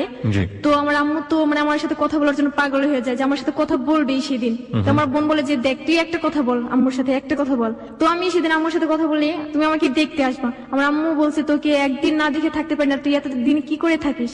তো আমি বলছি তুমি আমাকে দেখতে আসো। এখন আমার আম্মু বলছে তোর শ্বশুর বাড়ি থেকে কি সবাই আসছিল, তোকে দেখছে? তো রাকিব আমাকে শিখাই দেয় যে হ্যাঁ বলো যে দেখতে আসছিল। তো আসলে ওর ইয়াটা আমি বুঝি নেই। তো আমি আমার আম্মুকে বলছি হ্যাঁ দেখতে আসছিল, সবাই আমাকে দেখে আমি আমার শ্বশুর বাড়িও যাই। তারপরের দিন আমার আম্মু আর আমার চাচু, আমার আব্বু জানে না যে আমার আম্মু আসবে আমাকে দেখার জন্য। তো আমার ছোট চাচু মানে আমার যে মানে উকিল আব্বু বলতাম, সে আব্বুটা আর আমার আম্মু আসে। আসার পর দেখি অনেক মানে পিঠা এসব নিয়ে আসার পর রাকিব তাদের নিয়ে মানে বাসায় নিয়ে আসি। সেদিন আমি ঘুমেছিলাম, ফোন করে বলছে যে হিমা তুমি উঠো, যে তোমার আম্মু আসছে। আমাকে আবার এরকম একটা বাধা দেয় যে ও যখন নাকি বাসা থেকে বের হবে আমি যেন সিঁড়ির নিচে না যাই, যে যদি যাই আর ওর বুকের উপর দিয়ে হেঁটে যেন যাই, এরকম ভাবে আমাকে বাধা দিত।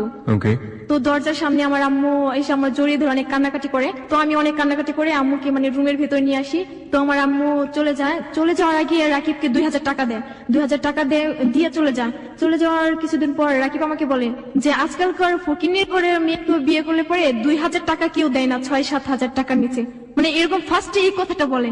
আমার এতটা খারাপ লাগে। আমি বলছি তুমি আমাকে এই কথাটা বলতে পারলে। আচ্ছা তোমার আম্মু আমাকে কি দিচ্ছে, মানে এইসব নিয়ে একটু ঝগড়াঝাটি হয়। সেদিন ওর সাথে আমি কথা বলি না। পরের দিন সকালবেলা ও চলে যায়। 2 দিন পরে বাসায় বাড়িতে তো আপনি গেলেন, রাইট? হ্যাঁ। বাড়িতে যাওয়ার পরে আপনার প্রতিবেশীদের রিয়াকশন কেমন ছিল? মানে তারা আমাকে কিছু বলেনি। আপনার হাজবেন্ডকে সাথে করে নিয়ে গেছেন, হ্যাঁ, কিন্তু আপনার আব্বা কোনো কিছু বলেনি তাকে? আসলে আমি আমার আম্মুর সাথে যাইনি তখন। তাহলে তার কিছুদিন পরে আমরা যাই। আমি আম্মুকে সেদিন বলে দিই যে আব্বুকে যেন ম্যানেজ করে। আমার আবার মাথায় ওকে, যাওয়ার পরে বাবা কি বলছিল? মানে বাবা কিছু বলেনি, কারণ আমার তো মাথায় প্রবলেম ছিল, টিউমার ছিল মাথায়। মাথায় আপনার আগে থেকে টিউমার ছিল? মানে 2010 সাল থেকে আমার মাথায় টিউমার। তো ডাক্তার বলছে যে আমার যদি এটা এইভাবে মানে সেরে যায় তো সারবে, আর যদি না যায় তাহলে 6 মাসের গ্যারান্টি যে আমি বাঁচতে পারবো। ওকে, তারপরে কি সেটা গিয়েছিল ওটা? হ্যাঁ, সেটা চলে যায়। আবার মানে 9 থেকে 8 মাসের মতো আবার শুরু হয় সেটাই। আবার ফিরে আসাটা মানে আপনি যখন বিয়ে করার পরে মানে আপনি বিয়ে করার পর এই কিছুদিন যাবত রিসেন্টলি এটা ফিরে এসেছে। আপনার হাজবেন্ড এটা জানতো যে আপনার মাথায় টিউমার বা হ্যাঁ, এরকম? ওকে আমি বলছি, সব বলছি। সব বলার পরেও সে আপনাকে বিয়ে করেছে? হ্যাঁ। তো আমার আম্মু আমার আব্বুকে ম্যানেজ করে আমি 26 তারিখে যাব। তো যাওয়ার আগে ওর সাথে রাতে মানে আমার এত ঝগড়া হয় যে মানে এরকম ছিল যে ওকে বলা ছাড়া আমি কেন বাইরে যাবো, আমি টয়লেটে যাবো তো ওকে বলে আমার যেতে হবে। তো একটা খারাপ লাগছিল যে ও সকালবেলা বের হয়, যে আর বাসায় আসার কোনো খবর থাকে না, অন্য সব মেয়েদের সাথে রিলেশন। তো সেটা আমি জানতাম না, পরে জানতে পারি।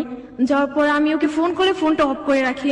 সন্ধ্যার পরে ফোনটা ওপেন করে। আমি বলছি তুমি সারাদিন ফোন অফ করে রাখো আর সন্ধ্যার পরে ওপেন করে রাখো, এর চেয়ে না রাখাই তো ভালো। মানে এরকম ভাবে ঝগড়াঝাটি হয়। আমি সেটা আমি 2 ঘন্টা গোসল করি, সবাই আমাকে অনেক বকাঝকা করে।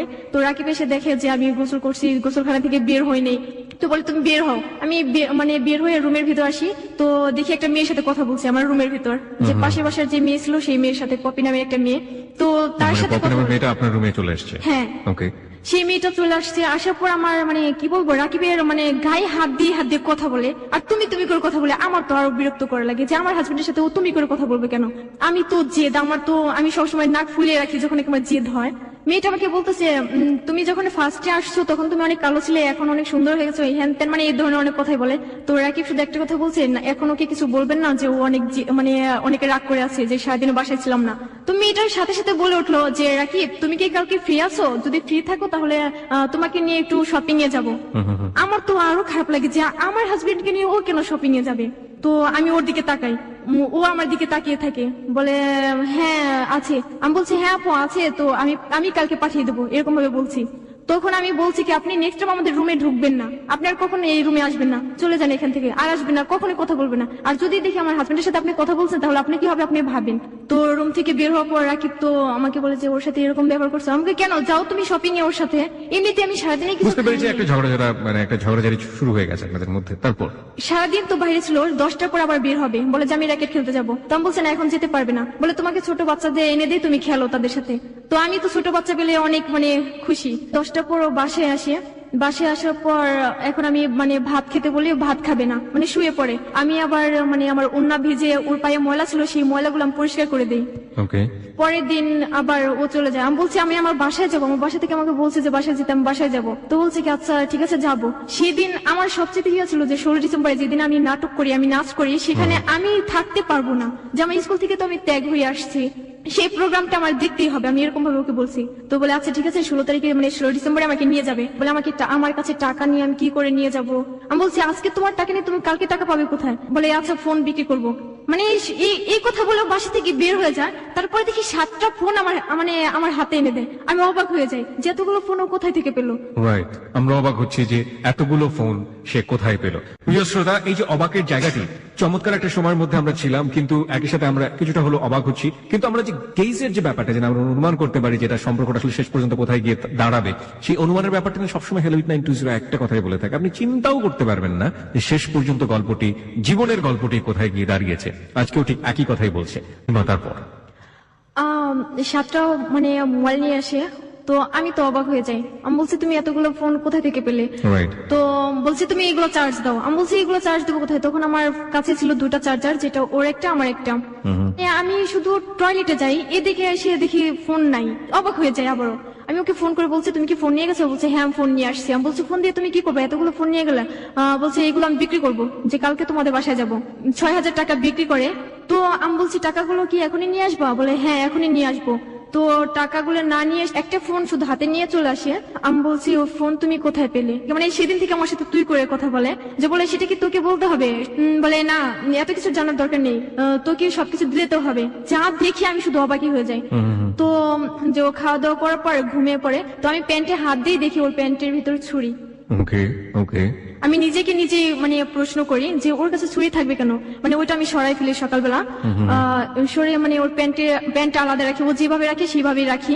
সকালবেলা হয় আমাকে বলে যে আমার ফোনটা কোথায়? আমি বলছি তোমার ফোন তো চার্জে ছিল। তো ফোনটা নিয়ে ও মানে ওর একটা ফ্রেন্ডকে ফোন করে, মানে এরকম কোন কিছু বলছে আমি একটু একটু শুনি, যে মানে ওরা মানে ছুরি দেখিয়ে রাস্তাঘাটে যদি কোনো মেয়ে থাকে বা কোনো ছেলের সাথে, তো সেই ছেলেটাকে হুমকি দিয়ে তার কাছ থেকে ফোন বা মেয়েটার কাছে যদি কোনো টাকা থাকে সেই টাকাগুলো নিয়ে আসে।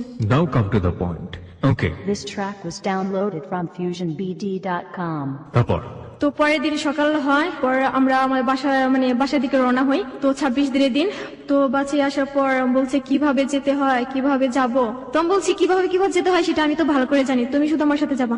দেখি আমাদের বাসায় গেটের সামনে আমার বোন, আমার চাচাতো বোন দাঁড়িয়ে আছে সবাই। আমার বোন তো আমাকে জড়িয়ে ধরে কান্না করে। তো আমি বাসায় যাই, যাবার পর দেখি আম্মু অনেক ধরনের, আমি অবাক হয়ে যাই আমার আম্মু এত ধরনের রান্না করে যে আমি যাবো বলে বাসায়। পিঠা, পোলাও, মানে এরকম অনেক কিছু রান্না করে। আমাকে অনেকে দেখতে আসে, আমার বান্ধবীরা আম্মুরা, মানে আমার কাকি যারা আছে সবাই আমাকে দেখতে আসে। আমি তো হাসি, আমার লজ্জা করে, তখন আমি হাসছি। চাচাতো ভাইয়েরা বলে যে তোকে না সেদিন আমি হাফ প্যান্ট পরে ঘুরতে দেখি, তুই আজকে বিয়ে করে ফেললি, মানে এরকম ভাবে বলছিলাম।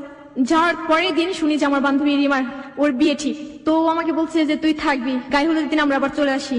মানে যেদিন আসি, মানে ওই দিন রাতে ওর সাথে আমার ঝগড়া হয়, প্রচন্ড ঝগড়া। যে ঝগড়া আমাকে এতটা মারছে, মানে মারতে আমি অজ্ঞান হয়ে পড়ি, যে আমি কথা বলতে পারি না 3 দিনের মধ্যে। যে আমার চোখের নিচে মানে রক্ত জমে যায়, এরকম ভাবে আমার ইয়ে করছে। তো ফোনটাও ভেঙে ফেলি আর কি জিদে। এদিকে আমার আম্মু আব্বু যে আমাকে ফোন করছে, যে টেনশনই আছে যে ফোনটা কেন অফ করে রাখবে, ওষুধ খাওয়ার পর মানে আমি কথা বলতে পারি। তো আমি বলছি তুমি আমাদের বাসায় একটা শুধু ফোন করে দিও, যে আমার ফোনটা নষ্ট হয়ে গেছে, এই কারণে আমি কথা বলতে পারি না। বলে আচ্ছা ঠিক আছে আমি বলবো, ফ্যাক্সিলিটির দোকান থেকে কথা বলবো। আসলে তখন ওরা কথা বলেনি আমার আম্মুর সাথে। কথা না বলার কারণে 26 তারিখে মানে সকালবেলায় দেখি আমার আম্মু এসে হাজির। আমার আম্মু তো সন্দেহ করে যে ও কি তোকে মারধর করছে, মানে তোর চোখের নিচে কি হয়েছে। তো আমার মানে হাতটা টেনে ধরে রাখি, আমাকে পিছনের দিকে এনে ও সামনের দিকে গিয়ে বলে ওর সাথে দুষ্টুমি করতে গিয়ে ও খাটের সাথে ব্যথা পায়। আমি তখন কিছু বলি না, আমি বাইরে এসে মানে আমি কান্না করি যে ও আজকে আমার আম্মুকে কি বলছে, এত মিথ্যে কথা বলছে। সবসময় বলে যে যাকে আমি ভালোবাসি, যার হাত ধরে চলে আসছি, সে যদি আমাকে আরো আঘাত করে সেটা আমি সহ্য করতে পারবো। এটা ছিল আমার। আব্বু আমাকে 1000 টাকা দিয়ে চলে যায়। সেই 1000 টাকা আমার আব্বু চলে যাবার সাথে সাথে রাখি আমার কাছ থেকে টাকাগুলো নিয়ে যা। আমি বলছি তুমি আমার কাছ থেকে টাকা নিয়ে যাবে, এই টাকা তো আমার আম্মু দিছে। ঘরে মানে চাউল ছিল না, কোনো কিছু খাবার দাবার কিছুই ছিল না। 2 দিনের মধ্যে ও বাসায় আসে না। হ্যাপি নিউ ইয়ারের দিন বলে যে আফিয়া নামের মেয়ের সাথে আমার রিলেশন ছিল, ওর সাথে আমি কালকে ঘুরতে যাবো। আমি বলছি তুমি আমাকে না নিয়ে ওকে নিয়ে যাবে কেন?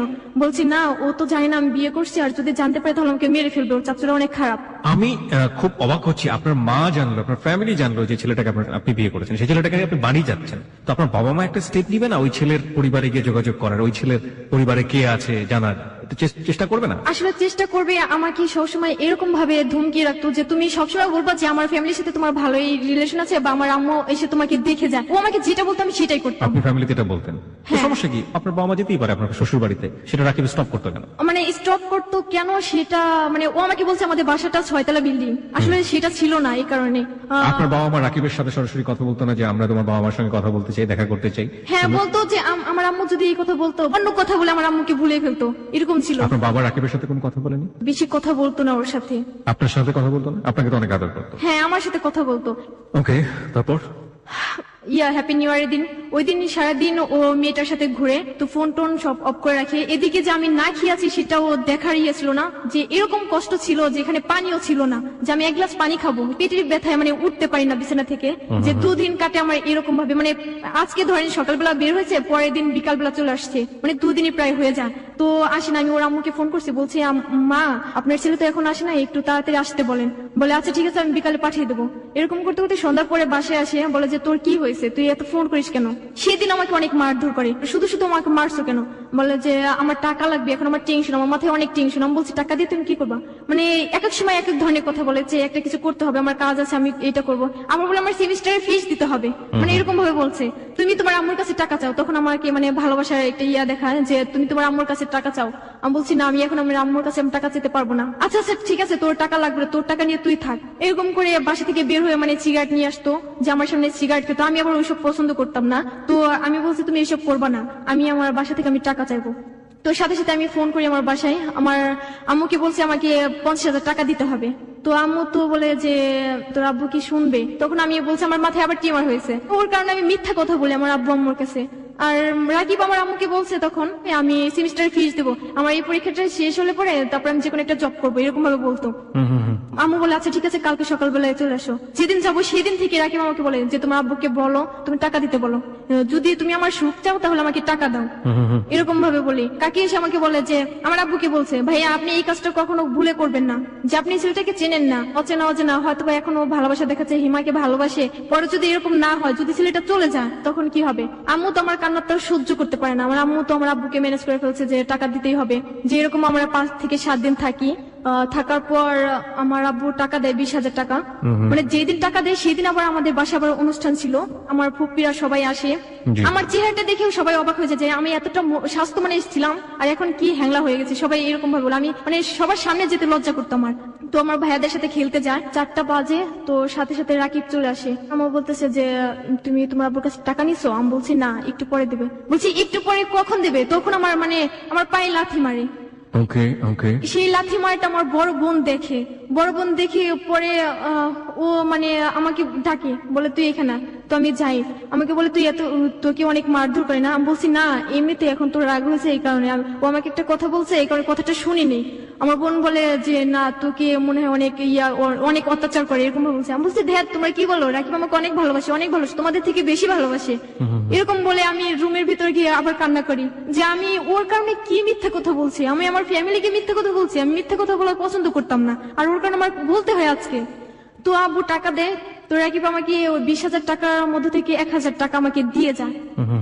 ও চলে যায় আমাকে রেখে, আমি ওর সাথে যাওয়ার জন্য ইয়া করি যে আমি যাবো। আমি তো জানি যে ওর সেমিস্টারের ফিস দেবে না, আসলে ওর টাকাটা এভাবে নেয় যে ও জুয়া খেলে, যে জুয়া খেলার ওখানে ঋণ হয় 20,000 টাকা, সেই টাকা আমাদের বাসা থেকে নেয়, সেটা আমি জানি না এই কারণে।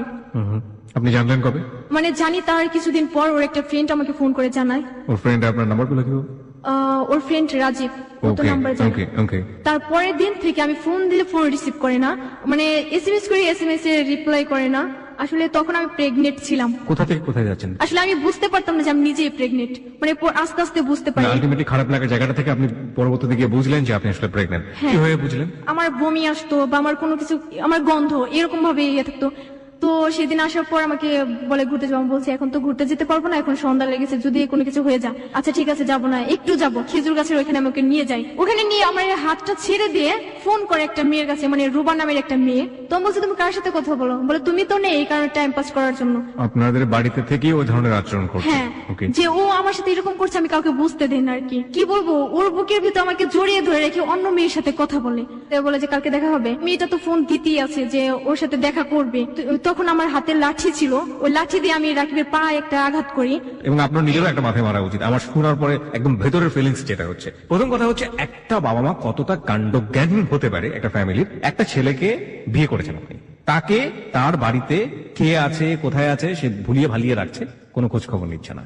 বাবা মা এটা মেনে নিয়ে এরকম একটা ছেলেকে, যে যার সাথে আপনি হ্যাপি নেই, বাবা মা তো আপনার ফেস দেখেই বুঝতে পারবে যে আপনি হ্যাপি আছেন কি আছেন না। তারপর সেই ছেলেটাকে লালন পালন করে যাচ্ছে, এবং সেই ছেলে আপনাদেরই বাড়ির মধ্যে বসে আরেকটা মেয়ের সাথে চুটিয়ে প্রেম করছে। আপনার বয়স আবার সেখানে ক্লাস 8-এ পড়া একটা নিয়ে আপনি, সে আপনার চেয়ে কয়েক বছরের বড়। ভুল তো আপনি একা করেননি, ভুল করেছে একেবারে, যে একটা কথা আছে না যে 14 গোষ্ঠী মিলে, হ্যাঁ, মানে চারপাশের যা আছে সবকিছু মিলে ভুলটা হয়েছে। তারপর চলে যায় আর আমাকে ফোন করে না। ফেব্রুয়ারি মাসের মানে 2 তারিখে ও আমাকে ফোন করে বলে আজকে আমি আসবো, রাকিব আসার কথা বলে আর আসে না। তো সেদিন মানে সন্ধ্যা পর্যন্ত আমি ওর জন্য ওয়েট করি। আমার সাথে রিলেশন হবার আগে যে মেয়েটার সাথে রিলেশন ছিল সেই মেয়েটা শুনতে পায় যে আমার সাথে মানে বিয়ে হয়ে গেছে, তো এই কারণে ও ঘুমের এবং ট্যাবলেট সেটার জন্য সেটা আপনাকে বলছে যে এই মেয়েটা হসপিটালে আছে, সুতরাং আমি আসতে পারবো না, হ্যাঁ। তার সেবা যত্ন করছি আমি ওখানে। হ্যাঁ এরকম বলছে যে তাকে আমি দেখতে যাব। বলছে আমি বলছি সামান্য ওই মেয়েটার সাথে রিলেশন ছিল এই কারণে ও দেখতে যাবে, তাহলে আমি অসুস্থ হলে অবশ্যই ও আমাকেও দেখতে আসবে, মানে ব্লেড নিয়ে এসে মানে ইচ্ছা মতো হাত কাটি। এবং এটার এই জন্যই করলেন যে আপনাকে যেন সে দেখতে আসে। হ্যাঁ এই কারণে আমি করি। ভেরি মানে সিম্পল ইকুয়েশন, সহজ সরল মনে যা ঘটে যায় একের পর এক, এবং পাগলামোর যে চূড়ান্ত সেটার একটা বেস্ট এক্সাম্পল হচ্ছে আজকের এই হ্যালো ইট 920। আপনার হাতের একটা ছবি আমরা হ্যালো ইট 920 দিয়ে দিচ্ছি। প্রিয় শ্রোতা, ইমোশনাল একটা মানুষকে কতটা বিবেকহীন করে ফেলতে পারে এবং কিশোর বয়সে এটার রেঞ্জটা কতটুকু আপনারা একটু দেখুন ফেসবুকে এসে, যে হাতটাকে সে কিভাবে ক্ষতবিক্ষত করেছিল। ও মাই গড। ফেসবুকের ঠিকানা হচ্ছে www.facebook.com/hello8920। আরো একবার বলছি, facebook.com/HELLO8920। ওখানে গেলে দেখতে পাবেন, যারা ইতিমধ্যে আছেন তারা তো দেখতেই পাচ্ছেন। পেজটিতে লাইক দিয়ে দিলে আপনি পার্মানেন্টলি মেম্বার হয়ে যাবেন, তখন হ্যালো 8920 যাবতীয় অ্যাক্টিভিটিস আপনি অবগত থাকবেন। তারপর বলুন। আমি হাত কাটার পর আমার জ্ঞান ছিল না। আমার বোন আমাকে অনেক খোঁজাখুঁজি করে, যে বাগানে গিয়ে দেখে যে আমি বাগানে পড়ে আছি। জ্ঞান ফেরার পর আমার বোন আমাকে মুখে একটা থাপ্পড় মারে যে তুই কি পাগলামি করিস। তো ফোন করে দেখে ফোনটা অফ করে রাখে। আমি বলছি আমার সাথে ওর সাথে ঝগড়া হয়েছে এই কারণে যে ও ফোনটা অফ করে রাখে। রাত 10টা বাজে ওর একটা ফ্রেন্ড মানে রাজীব, তার নাম্বারটা আমি আমার চাচাতো বোনের কাছে দিই। তো আমার চাচাতো বোন ফোন করে বলে যে হিমাজি এরকম কাজ করছে, আপনি ওকে একটু বলেন যে ও যেন তাড়াতাড়ি ওকে দেখতে আসে। তো 10টার পরে রাকিব ফোনটা ওপেন করে, সাথে সাথে রাজীব ওকে ফোন করে জানায় যে এরকম আমার অবস্থা। তো রাকিব আমার বোনকে ফোন করে বলে যে আমি যা শুনছি সেটা কি সত্য? বলে হ্যাঁ সত্য। তখন আমার সাথে কথা বলার জন্য ফোনটা করে। তো আমি ফোনটা নেই। ফোন নেওয়ার পরে আমাকে বলছে কি রে তুই কি সত্যি হাত কাটছিস? আমি বলছি কেন কাটবো, মানে কান্না করি আর এই কথা বলি। এরকম ছিলাম, আমি ডাক্তারের কাছে যাই না যে আমি ওষুধ খাবো বা ব্যান্ডেজ করবো বা সেলাই করবো, কোনো কিছুই না। বলছি যে পর্যন্ত রাকিব না আসবে সে পর্যন্ত আমি কোনো কিছু করবো না। সকালবেলা 10টার সময় ফোন করি, বলে যে আমি এখন আসতে পারবো না, আমি একটু বিজি আছি, এরকম ভাবে বলে। আমার নানু বাসা থেকে মানে আমার আম্মু টাকা পায়, মানে 3 লাখ টাকা পায়, সেখান থেকে আমি 1.5 লাখ টাকা নিয়ে মানে আসার জন্য করি। মানে যে আমি ব্যাগে যে টাকা রাখি সেই টাকাগুলো আমার বড় বোন দেখে। মানে আপনি টাকা চুরি করে বাড়ি থেকে পালাবেন? হ্যাঁ। এটা কি রাকিব আপনাকে বলেছিল?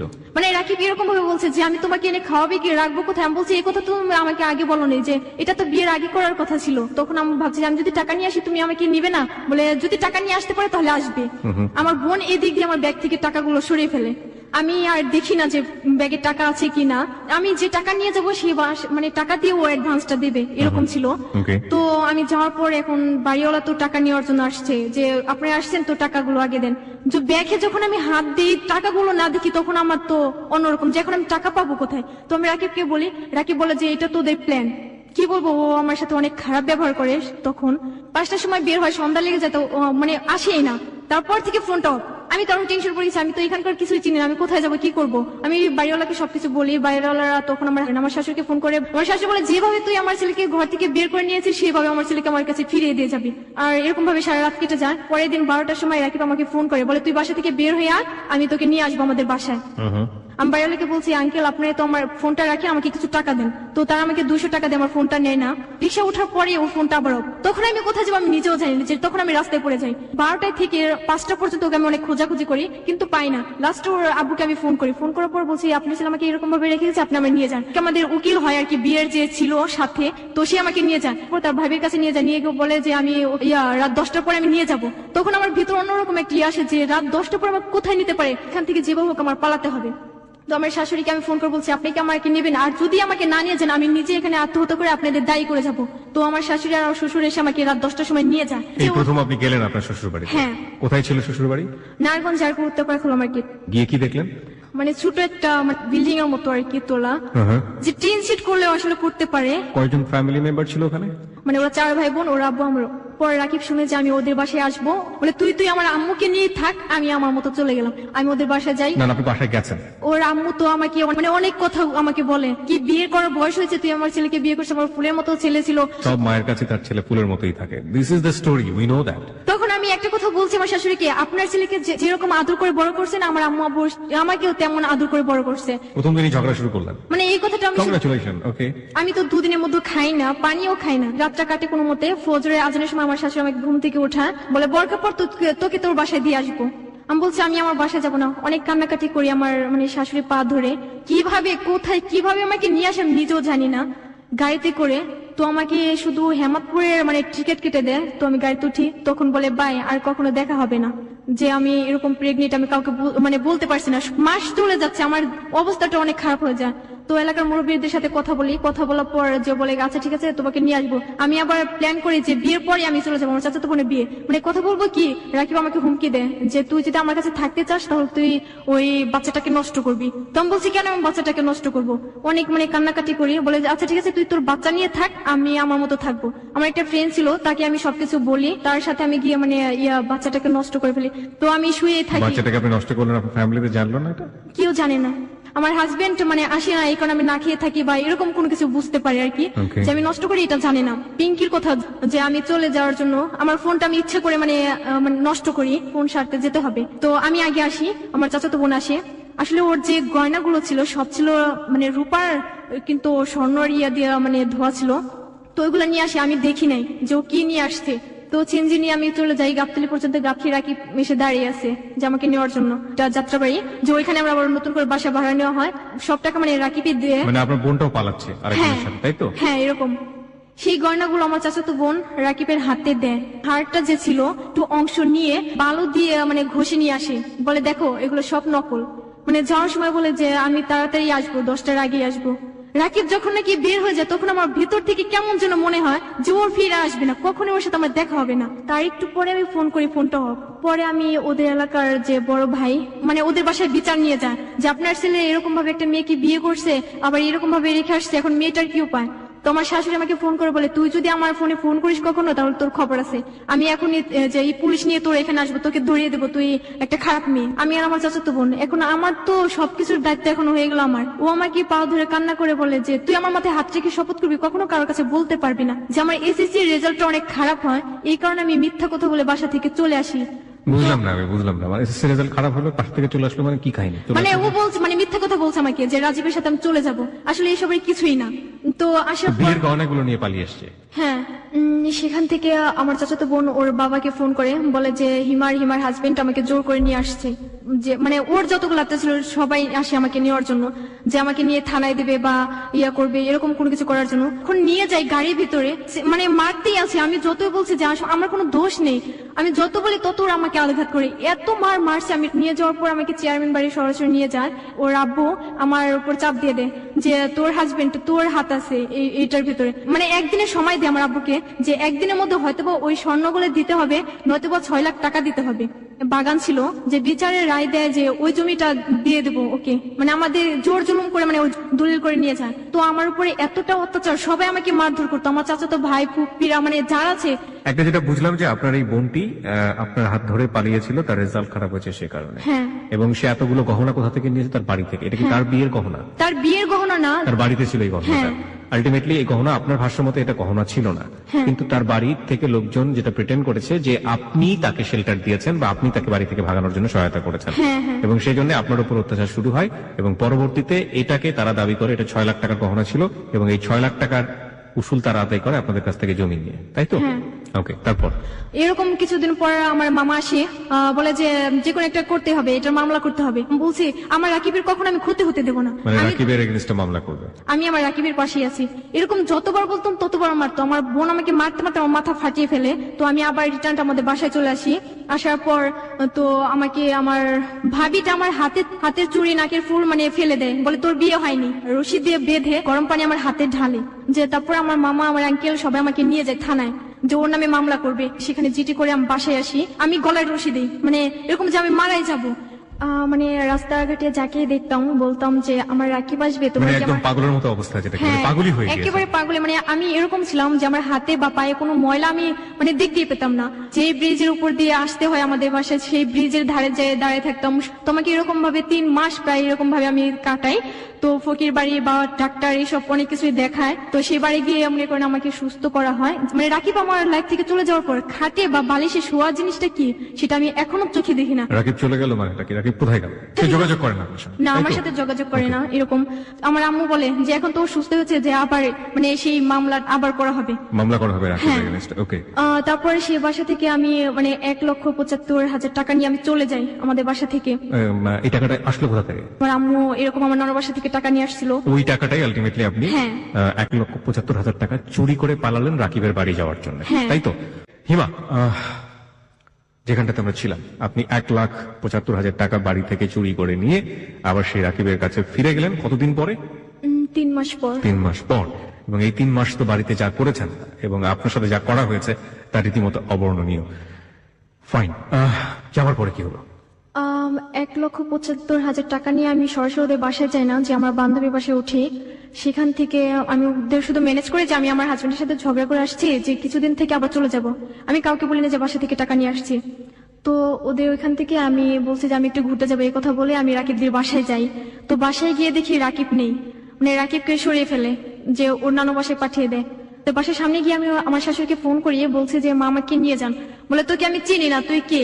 মানে এরকম ভাবে অনেক কিছু বলে। আমি বলছি আমি কে, মানে আপনার ছেলে আমাকে বিয়ে করছে, অনেক ধরনের কথা বলে। সে আমাকে চিনে না। তো রাত 1টা পর্যন্ত আমাদের বাসার বাইরে আমাকে দাঁড় করে রাখে। মানে আমি চিৎকার করে কান্না করি, এত চিৎকার করে কান্না করি যে এলাকার অনেক লোকই মানে জড়ো হয়। তো আমি পানি চাই একটা লোকের কাছে, সেই লোকটা আমাকে কি করে পানির সাথে কেরোসিন তেল মিশিয়ে আমাকে পানিটা দেয়। খাওয়ার পরে আমি বুঝতে পারি যে এটা আসলে কেরোসিন তেল মিশানো ছিল।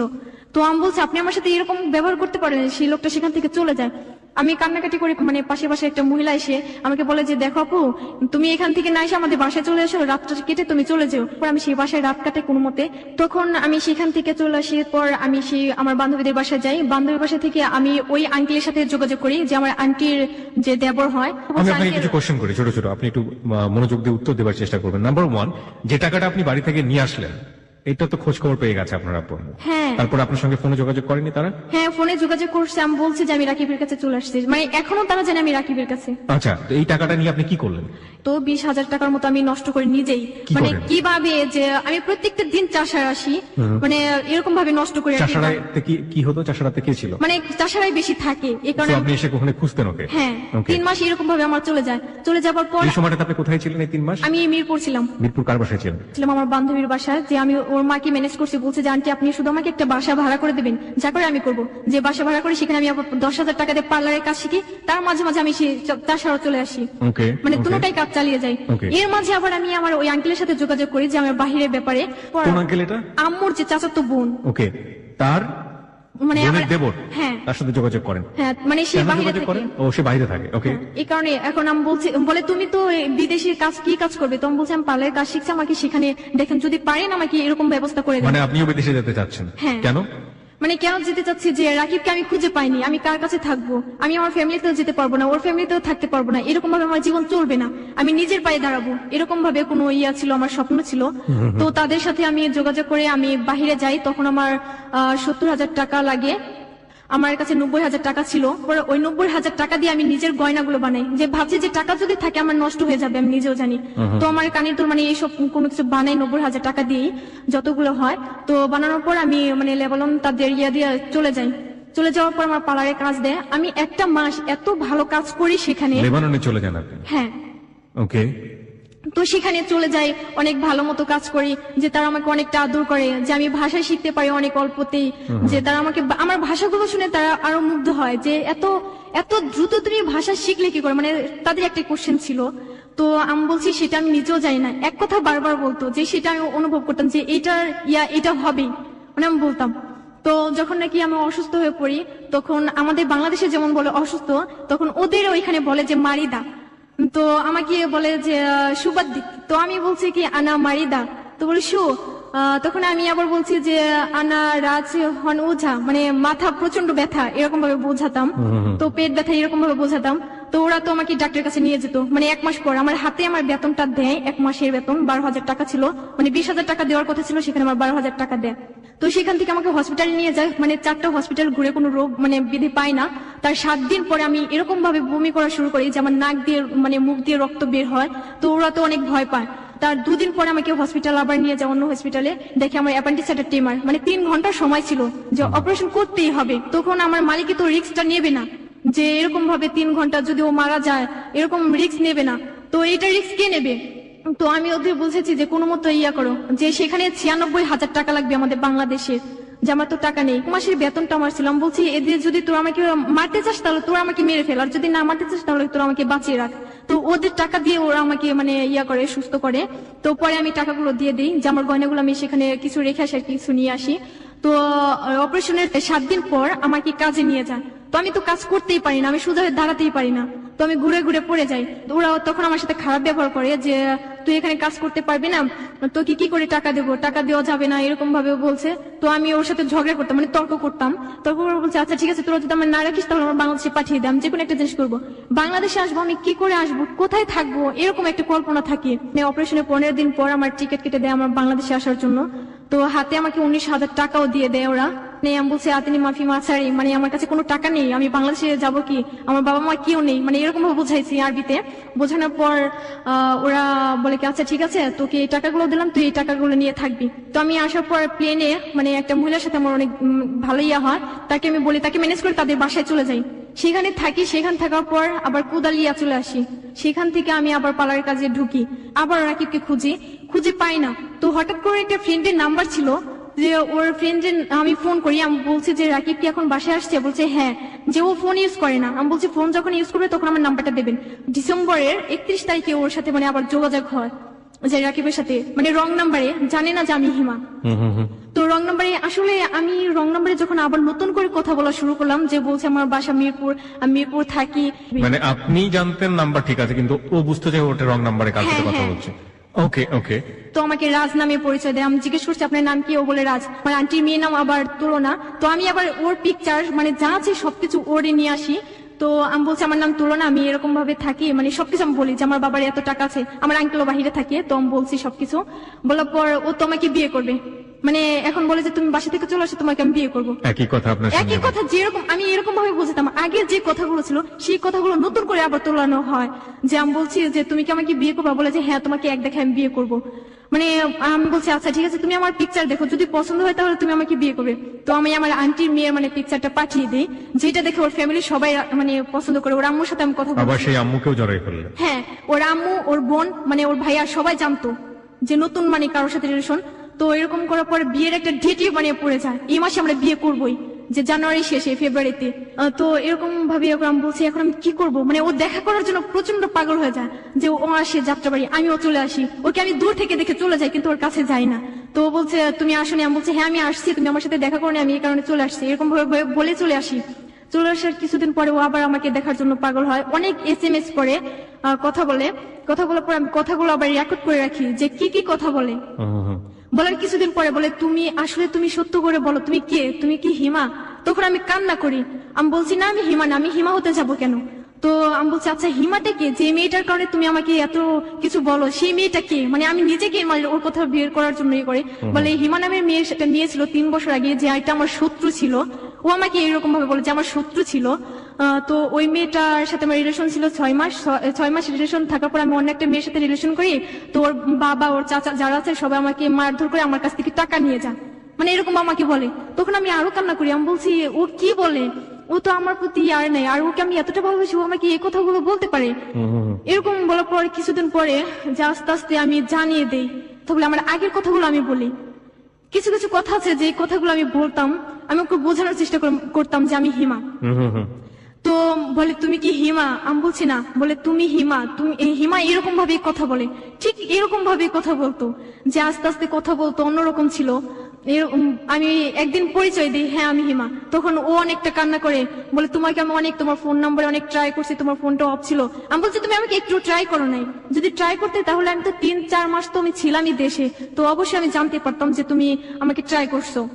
তো আমাকে বলে যে আমি তোমাকে নিয়ে আসবো, আবার নতুন করে তোমার সাথে আমি সংসার করব, যে আমার বাবা মা তোমাকে অ্যাকসেপ্ট করুক বা না করুক সেটা আমি করব। বলে তুমি আমাকে 1000 টাকা দাও, আমি একটা বাড়ি ভাড়া করব, তারপর তোমাকে আমি টাকাটা দিয়ে দেবো। আমি সাথে সাথে আমার কাছে তখন 3000 টাকা ছিল, আমি 1000 টাকা পাঠিয়ে দিই। তার 2 দিন পর আবার বলে আমার একটা ফ্রেন্ড আমার কাছ থেকে টাকা পাবে, তুমি আমাকে টাকা দাও 1000। তো আমি আবার 1000 টাকা পাঠাই, যে আমার এরকম আমার মাথায় এখন বর্তমানে টিউমার হয়েছে, যে আমি ডাক্তারের কাছে যাব। যখন নাকি ডাক্তারের কাছে যেতে যাই তখন ও আমাকে আবার ফোন করে যে হিমা আমাকে টাকা লাগবে, তুমি আমাকে টাকা দাও। মানে সবসময় আমার কাছে টাকা টাকা ছাড়া কিছু বোঝে না। তো ওকে আমি এরকম ভাবে টাকা পাঠাই, 10,000 টাকা পাঠানোর পর ও অস্বীকার করে যে আমাকে চেনে না, আমি কে, কবে টাকা পাঠিয়েছি, এরকম ভাবে অনেক খারাপ ব্যবহার করে। আমি বলছি রাকিব তোমার জন্য আমি সবকিছু ছেড়ে চলে আসছি, আমি আমার বাবা মা ছেড়ে চলে আসছি, টাকা লক্ষ লক্ষ টাকা নষ্ট করছি, আমি কোনো কিছু করিনি, তুমি কেন আমাকে এত কষ্ট দিচ্ছ? এরকম ভাবে বোঝানোর পর ও বলে কি তোর জন্য দুনিয়া পাগল হতে পারে কিন্তু আমি পাগল না। তো আমি বলছি তুমি এটা কি বলছো, মানে অনেক অ্যাভয়েড করে আমাকে। তখন আমি বলছি দাঁড়া, ও যেরকম আমাকে সেই রকম হতেই হবে। আমি বলছি দাঁড়া, আমি একটা ছেলের কথা বলবো, দেখবো যে ওর খারাপ লাগে কিনা। তখন আমি ওকে বলি যে রাকিব, সাব্বির নামের একটা ছেলের সাথে আমার রিলেশন হয়, যে ওকে আমি বিয়ে করব। বলে যে আচ্ছা তোকে যে বিয়ে করবে তোকে ইউজ করার জন্য বিয়ে করবে, এরকম ভাবে অনেক মানে বলে। তো তার পরের দিন আমি প্ল্যান করি যে আমি বলবো যে আমি বিয়ে করব, এরকম একটা করে যে আমি বলছি রাকিব আজকে আমি বিয়ে করব, তুমি আমাকে ক্ষমা করে দিও, এরকম অনেক কিছু বলি। বলার পরে রাকিব আমাকে বলে আচ্ছা ঠিক আছে তুই বিয়ে করে গিয়ে, তোকে কে বিয়ে করে। তো রাত 8টার পরে ও আমাকে অনেক ফোন করার পর আমি ফোনটা রিসিভ করি না, যে বুঝতে পারুক যে আমি সত্যি বিয়ে করছি। ওর একটা ফ্রেন্ড মানে রনি আমাকে ফোন করে বলে যে হিমা তুমি কি সত্যি বিয়ে করছো? আমি বলছি হ্যাঁ ভাই আমি সত্যি বিয়ে করছি, আমি সিরিয়াসলি আমি কান্না করছি আর বলছি যে ভাইয়া হ্যাঁ আমি সাব্বিরকে বিয়ে করছি, সাব্বির এখন ওর ফুপির বাসায় মিষ্টি নিয়ে গেছে আর একটু পরে চলে আসবে। রাকিবের কাছে তখন ফোনটা ছিল না, তো ওর ফ্রেন্ডের কাছ থেকে ফোনটা নিয়ে যাওয়ার পর আমার সাথে মানে রাতে 8টার সময় আমাকে ফোন করে, বলে হিমা তুমি কি সত্যি বিয়ে করছো? আমি বলছি হ্যাঁ আমি সত্যি বিয়ে করছো। তখন আমার অতীতের কথা মনে করিয়ে দেয় যে তোমার কি মনে পড়ে তুমি গোসল করে আসতে, আমি তোমার জামা কাপড় চেঞ্জ করে দিতাম, তোমার চুলগুলো আমি শুকিয়ে দিতাম, মানে তুমি রাস্তাঘাটে কিভাবে চলাফেরা করতে, তোমার কি মনে পড়ে একদিন তোমাকে ঘুরতে নিয়ে গিয়ে তোমার পায়ে থেকে জুতা পড়ে গেছিল, তুমি হাজার হাজার মানুষের সামনে আমাকে জড়িয়ে ধরছিল, তোমার কি এসব মনে পড়ে না? মানে আমার অতীতের সব কথা আমাকে মনে করিয়ে দেয়, আমি কান্না করি। তো আমি বলছি দেখো আমার কিছু করার নেই, আমি সাব্বিরকে বিয়ে করবো, সাব্বির অনেক ভালো ছিল, ওকে নিয়ে আমি সংসার করবো। রাকিব তো এত কান্নাকাটি করে যে আমি তোমাকে ছাড়া থাকতে পারবো না, আমি এইসব করছি জাস্ট তোমাকে পরীক্ষা করার জন্য। তখন আমি বলছি 3টা বছর প্রায় হয়ে যায়, তুমি আমাকে পরীক্ষা করতে করতে এ পর্যন্ত নিয়ে আসছো, তুমি আমাকে যা বলছো আমি সব শুনছি, এখন আর শুনবো না। 2 দিন পরে রাকিব বলে তোমার যদি বাচ্চা কাচ্চা হয়ে যায় তাও তোমাকে আমি নিয়ে আসবো। এরকম বলার পর আমি বলছি আচ্ছা ঠিক আছে আমি তোমার সাথে চলে আসবো, সাব্বির আমার সাথে অনেক খারাপ ব্যবহার করে, এরকম বলার পর রাকিব বলছে আচ্ছা ঠিক আছে নিয়েই আসবো। তো 2 দিন পরে আমার কাছে টাকা চায়, আমি আবারও টাকা পাঠাই, যে 200, 100, 500 টাকা যেরকম ভাবে টাকা চায় আমি সবসময় টাকা পাঠাই। আমার একটা বান্ধবী ছিল শোভা, যার কথা আমি বলছি, তো সবাইকে আমি সবকিছু বলি, সবাই এরকম এরকম ঘটনা ঘটে গেছে, এখন কি করব? বলে তুই এতটা কষ্ট এত ঝড়ঝাপটা সহ্য করে আসিস, তুই আমাদের কিছু জানালি না কেন? তো আমি বলছি কি করে জানাবো, আমি যে ভালোবেসে বিয়ে করছি আর আমি চাই না যে আমার ভালোবাসার কলঙ্ক হোক, এরকম ভাবে বোঝানোর পরে বলে যে আচ্ছা ঠিক আছে ওর যদি কোনো ফ্রেন্ড থাকে তার নাম্বারটা আমাকে দে, ওকে সাহায্য করার দায়িত্ব আমাদের। তো আমি বলছি কি করবি? বলে কি তুই কয়েকটা দিন ওর সাথে শুধু কথা বলবি না। আমি বলছি আচ্ছা ঠিক আছে বলবো না। ওরা আমার বান্ধবী মানে ওর বন্ধু রনিকে বলে রনি ভাইয়া হিমা তো মারা গেছে। রাকিব কেয়ার করে না, কোনো কিছুই কেয়ার করে না যে আমি বেঁচে আছি না মরে গেছি, কোথায় আছি, কি করছি, মানে কোনো কিছুই মানে মনে করে না। তো আমার বান্ধবী বলে কি এরকম ভাবে হবে না। আমি বলছি কখনো হবে না, 2 বছর আগে হয়নি, আমি ওর জন্য এত কিছু করছি তবুও হয়নি, আর এখন কি করে হবে? কিছুদিন আগে মানে রোজার মধ্যে তখন আমার টাইফয়েড জ্বর হয়, শাকিল ভাইয়া তখন আমাকে ফোন করার পর আমি শাকিল ভাইয়ের সাথে কথা বলি, আমি রাকিবকে জানাই। রাকিব আমাকে বলে যে তুই অনেক ভুল করছিস, তুই খারাপ মেয়ে, তুই খারাপ কাজ করে বেড়াস। আমি বলছি না আমি খারাপ কাজ করব কেন? তো বলে যে তুই জীবনের গল্প গিয়ে সবকিছু বলবি, তারপর তুই কোনটা ভুল করেছিস কিনা সেটা আমি শুধরে দেবো। সবসময় কি কথা বলতো, আমি বলছি আমার ধারে আমি যে ভুল করছি সেটা আমার মনেই হয় না, আমি ভুল করলে ওই একটাই ভুল করছি যে এটা আমার যে প্রেগনেন্ট ছিলাম আমার বেবিটা নষ্ট করছি, এটা ছাড়া আমি কোনো ভুল করিনি। আর আমার বাবা মার টাকা নষ্ট করছি সেটা আমার বাবা মার উপর, তোমার উপর কোনো কিছুই না। আমি বলছি আচ্ছা একটা ঈদ গেছে আমি কোনো কিছু পরিনি, আমার তো নতুন জামা পরতে ইচ্ছে করে, সবার সামনে ঘুরতে ইচ্ছে করে। তো বলে কি আচ্ছা ঠিক আছে তুমি টেনশন করো, তোমাকে নতুন জামা কিনে দেবো। এই কথা বলে যে তুমি আমাকে আজকে 200 টাকা পাঠাও। তখন আমি ওকে 200 টাকা পাঠিয়ে দিই, বলে যে ঈদের আগের দিন তোমাকে আমি জামা কাপড় পাঠিয়ে দেবো, টাকা পাঠিয়ে দেবো। তো তার আগে আমাকে বলে যে হিমা তুমি আমাকে প্যান্ট আর শার্ট কেনার টাকা দিবা, আমি তোমাকে তোমার জামার কেনার টাকা দেবো। আমি বলছি তুমি এটা কি বলছো? সেই দিন রাতে ওর একটা ফ্রেন্ড ছিল, যে ফ্রেন্ডটা আমাকে এত বিশ্রী ভাষায় কথা বলছে, মানে কি বলবো, যে বলে তুই এই এলাকায় আসবি, এই ছেলেটা এখন ভালো কাজ করছে আর তুই ওকে জ্বালাচ্ছিস, তুই এলাকায় আয়, যে তুই যে দেশের মধ্যে একটা খারাপ মেয়ে সেটা আমরা ছিল লাগিয়ে দেবো, তুই একটা নষ্ট মেয়ে, মানে বিশ্রী ভাষায় ভাইয়া কথাগুলো বলে। ঈদের আগের দিন আমাকে ফোন করছি, ও বলে কি তুই রং নাম্বারে ফোন করছিস, সরি আপনি রং নাম্বারে ফোন করছেন, এরকম বলার পরে ঈদের পর থেকে ওর ফোনটাও অফ। এখন ভাইয়া আমি কাল মানে পরশু দিন এখানে আসছি, আসার পর আমি শাকিল ভাইকে সবকিছু বলছি, ভাইয়া এরকম আমার সমস্যা, আমি কাজ করতে পারি না, আমি খেতে পারি না, আমার অনেক সমস্যা, আমি কি করব? আমার মাথার জন্য আমি এক জায়গায় দাঁড়ায় থাকতে পারি না, যে মাথা ঘুরে পড়ে যায়। আমি বিদেশে যাওয়ার জন্য আবার নতুন করে মানে করে যে পাসপোর্ট জমা দেওয়া হয়ে গেছে যে আমি যাব, তো আমি ইচ্ছে করলে ঈদের আগে যেতে পারতাম, যে আমার মাথার জন্য আমি যেতে পারি না। আপনি আমাকে বলেন তো আপনার বাবা মার কাছে আপনি ফিরে যাননি কেন? আমি ফিরে যাইনি, যখন আমি বাসা থেকে চলে আসি আমার আব্বু বলছে হয়তোবা তুই এ বাসায় থাকবি, নয়তোবা আমি থাকবো। সেই দিন আমার বাবা মনে করেন যে গাছের সাথে মানে সেও মানে ফাঁস নিয়ে মারা যাবে এরকম কোন কিছু প্ল্যান করে। এই কারণে আমি বলছি আমার জন্য যখন এত কিছু হতো আমি এই বাসা থেকে চলে যাই, তখন আমি টাকাগুলো নিয়ে চলে আসি একবারে, যে তারপরে আমি বাসায় যাই না। কিসের টাকা?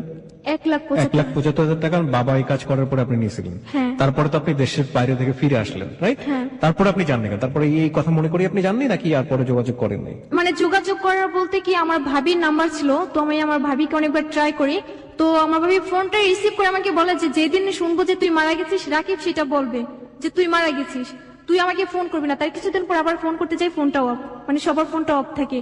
আর মানে আমাদের বাসাটা আগে মানে ঘের মানে বাসার কেউ আপনাকে পছন্দ করে না, মূল কথা হচ্ছে এটা। Nobody likes you. আমাদের হ্যালো 892 এর অনেক শ্রোতাই আপনাকে পছন্দ করছে না। But there is a big big big question mark, প্রিয় শ্রোতা। The age is 16। একটা শব্দ আছে সুইট 16, হ্যাঁ? কিন্তু আমাদের দেশে 16টা কিভাবে বিটার এক্সপেরিয়েন্সের জন্ম হতে পারে, এবং 16 বছর বয়সে একটা কিশোরীর দ্বারা কত বড় রকমের ভুল হতে পারে, সেখানে ফ্যামিলির ঠিক মতো কেয়ার না থাকলে, নিজের জায়গাটা ঠিক মতো না বুঝলে, এবং একই সাথে 16 বছরের একটা মেয়ে, তার তো অনেক কিছু বোঝার থাকে, সেই জায়গাটা থেকে সে যদি নিজের প্রতি খেয়াল না করে, সে যদি তার ভবিষ্যৎটাকে দেখতে না পারে, সবকিছু মিলিয়ে এটা যে একটা লাইফটা যে পুরোপুরি একটা জাহান্নাম হয়ে যেতে পারে, তার একটা বেস্ট এক্সাম্পল আজকে আমরা আমাদের জায়গা থেকে দেখেছি। আমরা কিছুদিন আগে এরকম একজন বন্ধু পেয়েছিলাম যে একটা ছেলেকে ভালোবেসে সে সমাজ সংসার সবকিছু ছেড়েছে, তারপরে ছেলে তাকে ছেড়ে দিয়েছে। This is not on one example, এরকম এক্সাম্পল মাঝে মাঝে হ্যালো 892 পাওয়া যায়। কিন্তু আমরা এটা বারবার মনে করিয়ে দেবার চেষ্টা করি যে এটা কত বছর বয়সে হচ্ছে। এটা দেখুন বয়ঃসন্ধিকালের একটা বয়স, এটা কত বছর বয়সে হচ্ছে? বয়ঃসন্ধিকালের বয়স পার হয়ে গিয়েছে, তারপরে হচ্ছে। প্রেমের ক্ষেত্রে বা লাভের ক্ষেত্রে আমরা সবসময় যে জিনিসটা দেখি, যত বেশি বাধা হয়ে আসে তত বেশি আবেগ তীব্র হয়, যত বেশি ঝামেলা তৈরি হয় তত বেশি উৎকণ্ঠা, তত বেশি সেই মানুষটাকে মনে পড়ে। দেখুন যে রাকিব সারা বছর পাত্তা দিল না এই মেয়েটাকে, যখন রাকিবের কাছে বলছে আমি সাব্বিরকে বিয়ে করতে যাবো, মিথ্যা মিথ্যা, সে রাকিব তার জন্য হাউমাউ করে কান্নাকাটি করছে। এই যে সিলি কিছু ইমোশন লাইফের জন্য, ফুল অফ ইমোশন যেটাকে বলে, এই ইমোশন গুলো দিয়ে আসলে জীবন চলে না। জীবনে চলার জন্য শক্ত কিছু পাটাতনের দরকার হয়। সেই পাটাতনটা হচ্ছে লেখাপড়া, ক্যারিয়ার, ফ্যামিলি, সবকিছু মিলিয়ে একটা সিদ্ধান্ত নেয়া যে আমি সামনের দিনগুলোতে কিভাবে চলবো। ওর জীবনে সবচেয়ে বড় ভুল মনে করছে ওর সন্তানটাকে নষ্ট করা। ওর সন্তান যদি দুনিয়াতে আসতো সেটা যে আরো কত বড় ভুল হতো সেটা ও বুঝতেই পারছে না, বিকজ ও এখনো ইমোশনের মধ্যে আছে। কারণ সে সন্তান যদি সে সন্তানের ভরণ পোষণ কে দেবে? সে সন্তান কোথায় বড় হবে? হ্যাঁ, সবকিছু মিলিয়ে ও নিজে এখন ব্রেন টিউমারের একটা পেশেন্ট, এবং সবকিছু মিলিয়ে পুরো লাইফটা যে 16তে গিয়েই মোটামুটি একেবারে ম্যাসাকার অবস্থা, সেটা নতুন করে বলার কিছু নেই।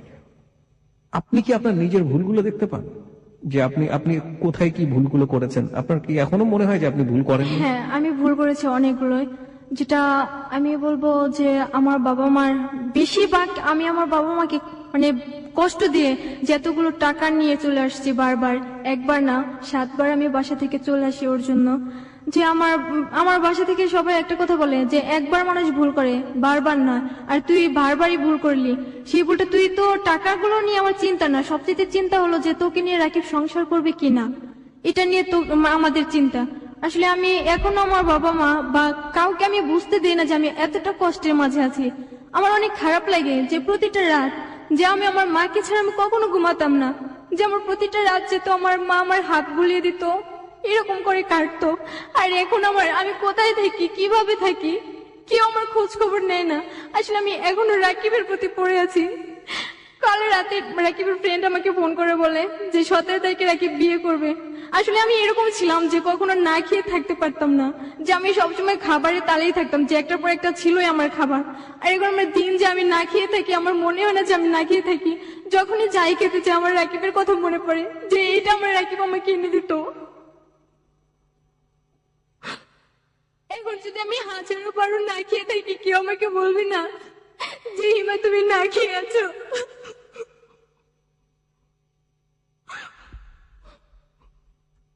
প্রায় 3টা বছর হয়ে যায় আমি খাটে ঘুমাতে পারি না, যে খাট ছেড়ে আমি ঘুমাতে পারতাম না।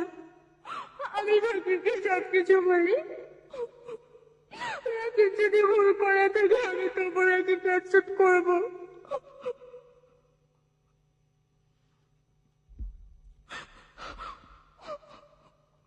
This is the story of life. এটাই হচ্ছে হিমার জীবনের গল্প। আমরা একটা ব্রিদিং স্পেস নিতে চাই একটা গানের মধ্য দিয়ে। শুধু এতটুকুই বলার আছে, ওর একটা বিশাল মানসিক পরিবর্তন দরকার। ও কিন্তু সবচেয়ে বড় পেনাল্টি যেটা পাচ্ছে, ও still in love with Rakib.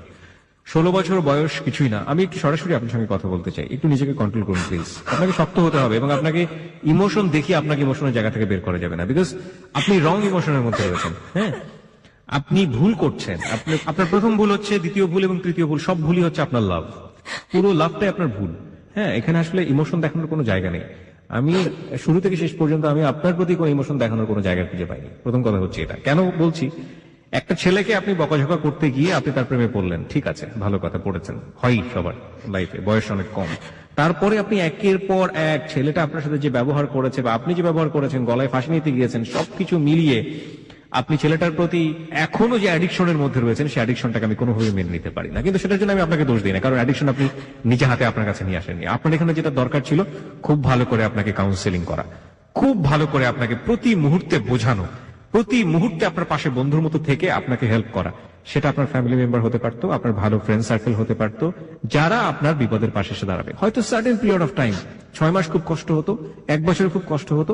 আপনি যদি লেখাপড়ার দিকে ঠিক থাকতেন, আপনার যদি বাকি স্ট্রিম গুলো ঠিক থাকতো, আপনি এই ঝামেলা থেকে বের হয়ে আসতে পারতেন। কারণ বয়ঃসন্ধিকালের এই যে ঝামেলাটা, সেটা খুব বেশি দিন থাকে না। বয়ঃসন্ধিকাল পার হয়ে যাবার পরপরই মানুষ বুঝতে পারে যে তার জীবনে কত বড় একটা ভুল হতে চলেছিল। শুধু এতটুকুই বলার আছে।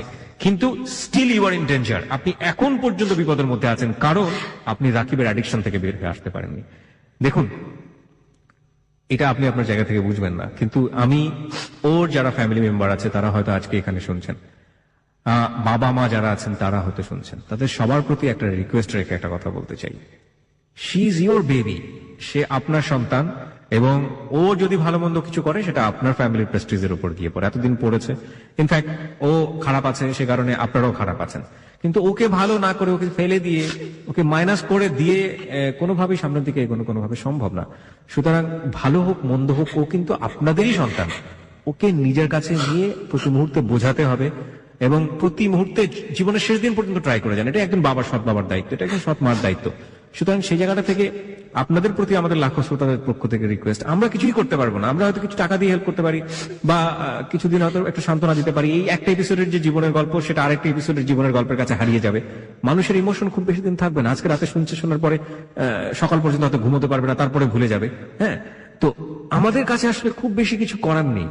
আমরা শুধু এতটুকু মেসেজ দিতে পারি, আপনারা সতর্ক হন সে কারণে। কিন্তু ওকে ভালো থাকতে হলে ওর ফ্যামিলির কাছে ফিরে যেতে হবে। সেই ফ্যামিলির কাছে আমরা করজোরে রিকোয়েস্ট করছি, প্লিজ টেক হার ব্যাক, ফিরিয়ে নিয়ে যান। আপনারা ওকে আপনাদের জায়গাটা থেকে বোঝান এবং কোনোভাবে অত্যাচার করে না, প্রতি মুহূর্তে ভালো ভালো আচরণ দিয়ে। ও ধরে নেন ও একজন মানসিক পেশেন্ট হয়ে গেছে, ওকে বোঝান, প্রতি মুহূর্তে কাউন্সিলিং করেন, একজন সাইকিয়াট্রিক ডাক্তারের কাছে নিয়ে যান, একজন মনোরোগ বিশেষজ্ঞের কাছে নিয়ে যান। ওকে বোঝালে ওকে এখনো ফিরিয়ে নিয়ে আসা সম্ভব। মাত্র 16 বছর বয়স। এই 16 বছর বয়সে একটা মানুষের জীবন শেষ হয়ে যায় না। She has golden time. পুরো জীবনটাই সম্ভাবনাময়। হ্যাঁ, সামনের দিনগুলোতে যে ও খুব ভালো কিন্তু ডাক্তার হতে পারবে না, সামনের দিনগুলোতে যে ও খুব ভালো কিছু করতে পারবে না, এই কথা একবার নিশ্চিন্ত করে বলা যায় না। সুতরাং সেই জায়গাটা থেকে ফ্যামিলির প্রতি আমাদের এই রিকোয়েস্টটা থাকবে। হিমা, লিসনারদেরকে আপনার কি বলার আছে? লাখ লাখ শ্রোতা এই মুহূর্তে আপনাকে শুনছে। Please be control. আপনি কিছু বলুন আমাদের, আপনার জীবনের অভিজ্ঞতা থেকে লিসনারদেরকে বলুন। আমি শুধু একটা কথা বলবো, আমি পৃথিবীতে বড় একা হয়ে গেলাম। এতদিন আমার শখ ছিল, আমি সবসময় ভাবতাম যে আমার একই বাবার কাছে ফিরে আসবে। কারো ভালো পার থেকে আমি ভাবতে পারি না আমার একই বাবার কাছে ফিরে আসবে। এত অত্যাচার, এত কিছু সহ্য করেছে, ভেবেছিলাম রাকি বাবার কাছে আসবে, ও আমাকে খুঁজবে। আসলে ও আমাকে কখনো খোঁজেনি, আমাকে কখনো। আমি মনে করি আমার মতো ভুল যেন কেউ না করে, কেউ যেন এরকম কোন রিলেশনে না গড়ায়, কারো বাবা মার কাছ থেকে কেউ যেন ভালোবাসা থেকে বঞ্চিত হয়ে না যায়। আমি যত অল্প বয়সে সবকিছু হারিয়েছি, এরকম যেন কারো না হয়, কেউ যেন এই ভুলটা না করে। সবাইকে আমার একটাই রিকোয়েস্ট, কোন অভিজ্ঞতায় বড় নয়, যে অভিজ্ঞতার মুখোমুখি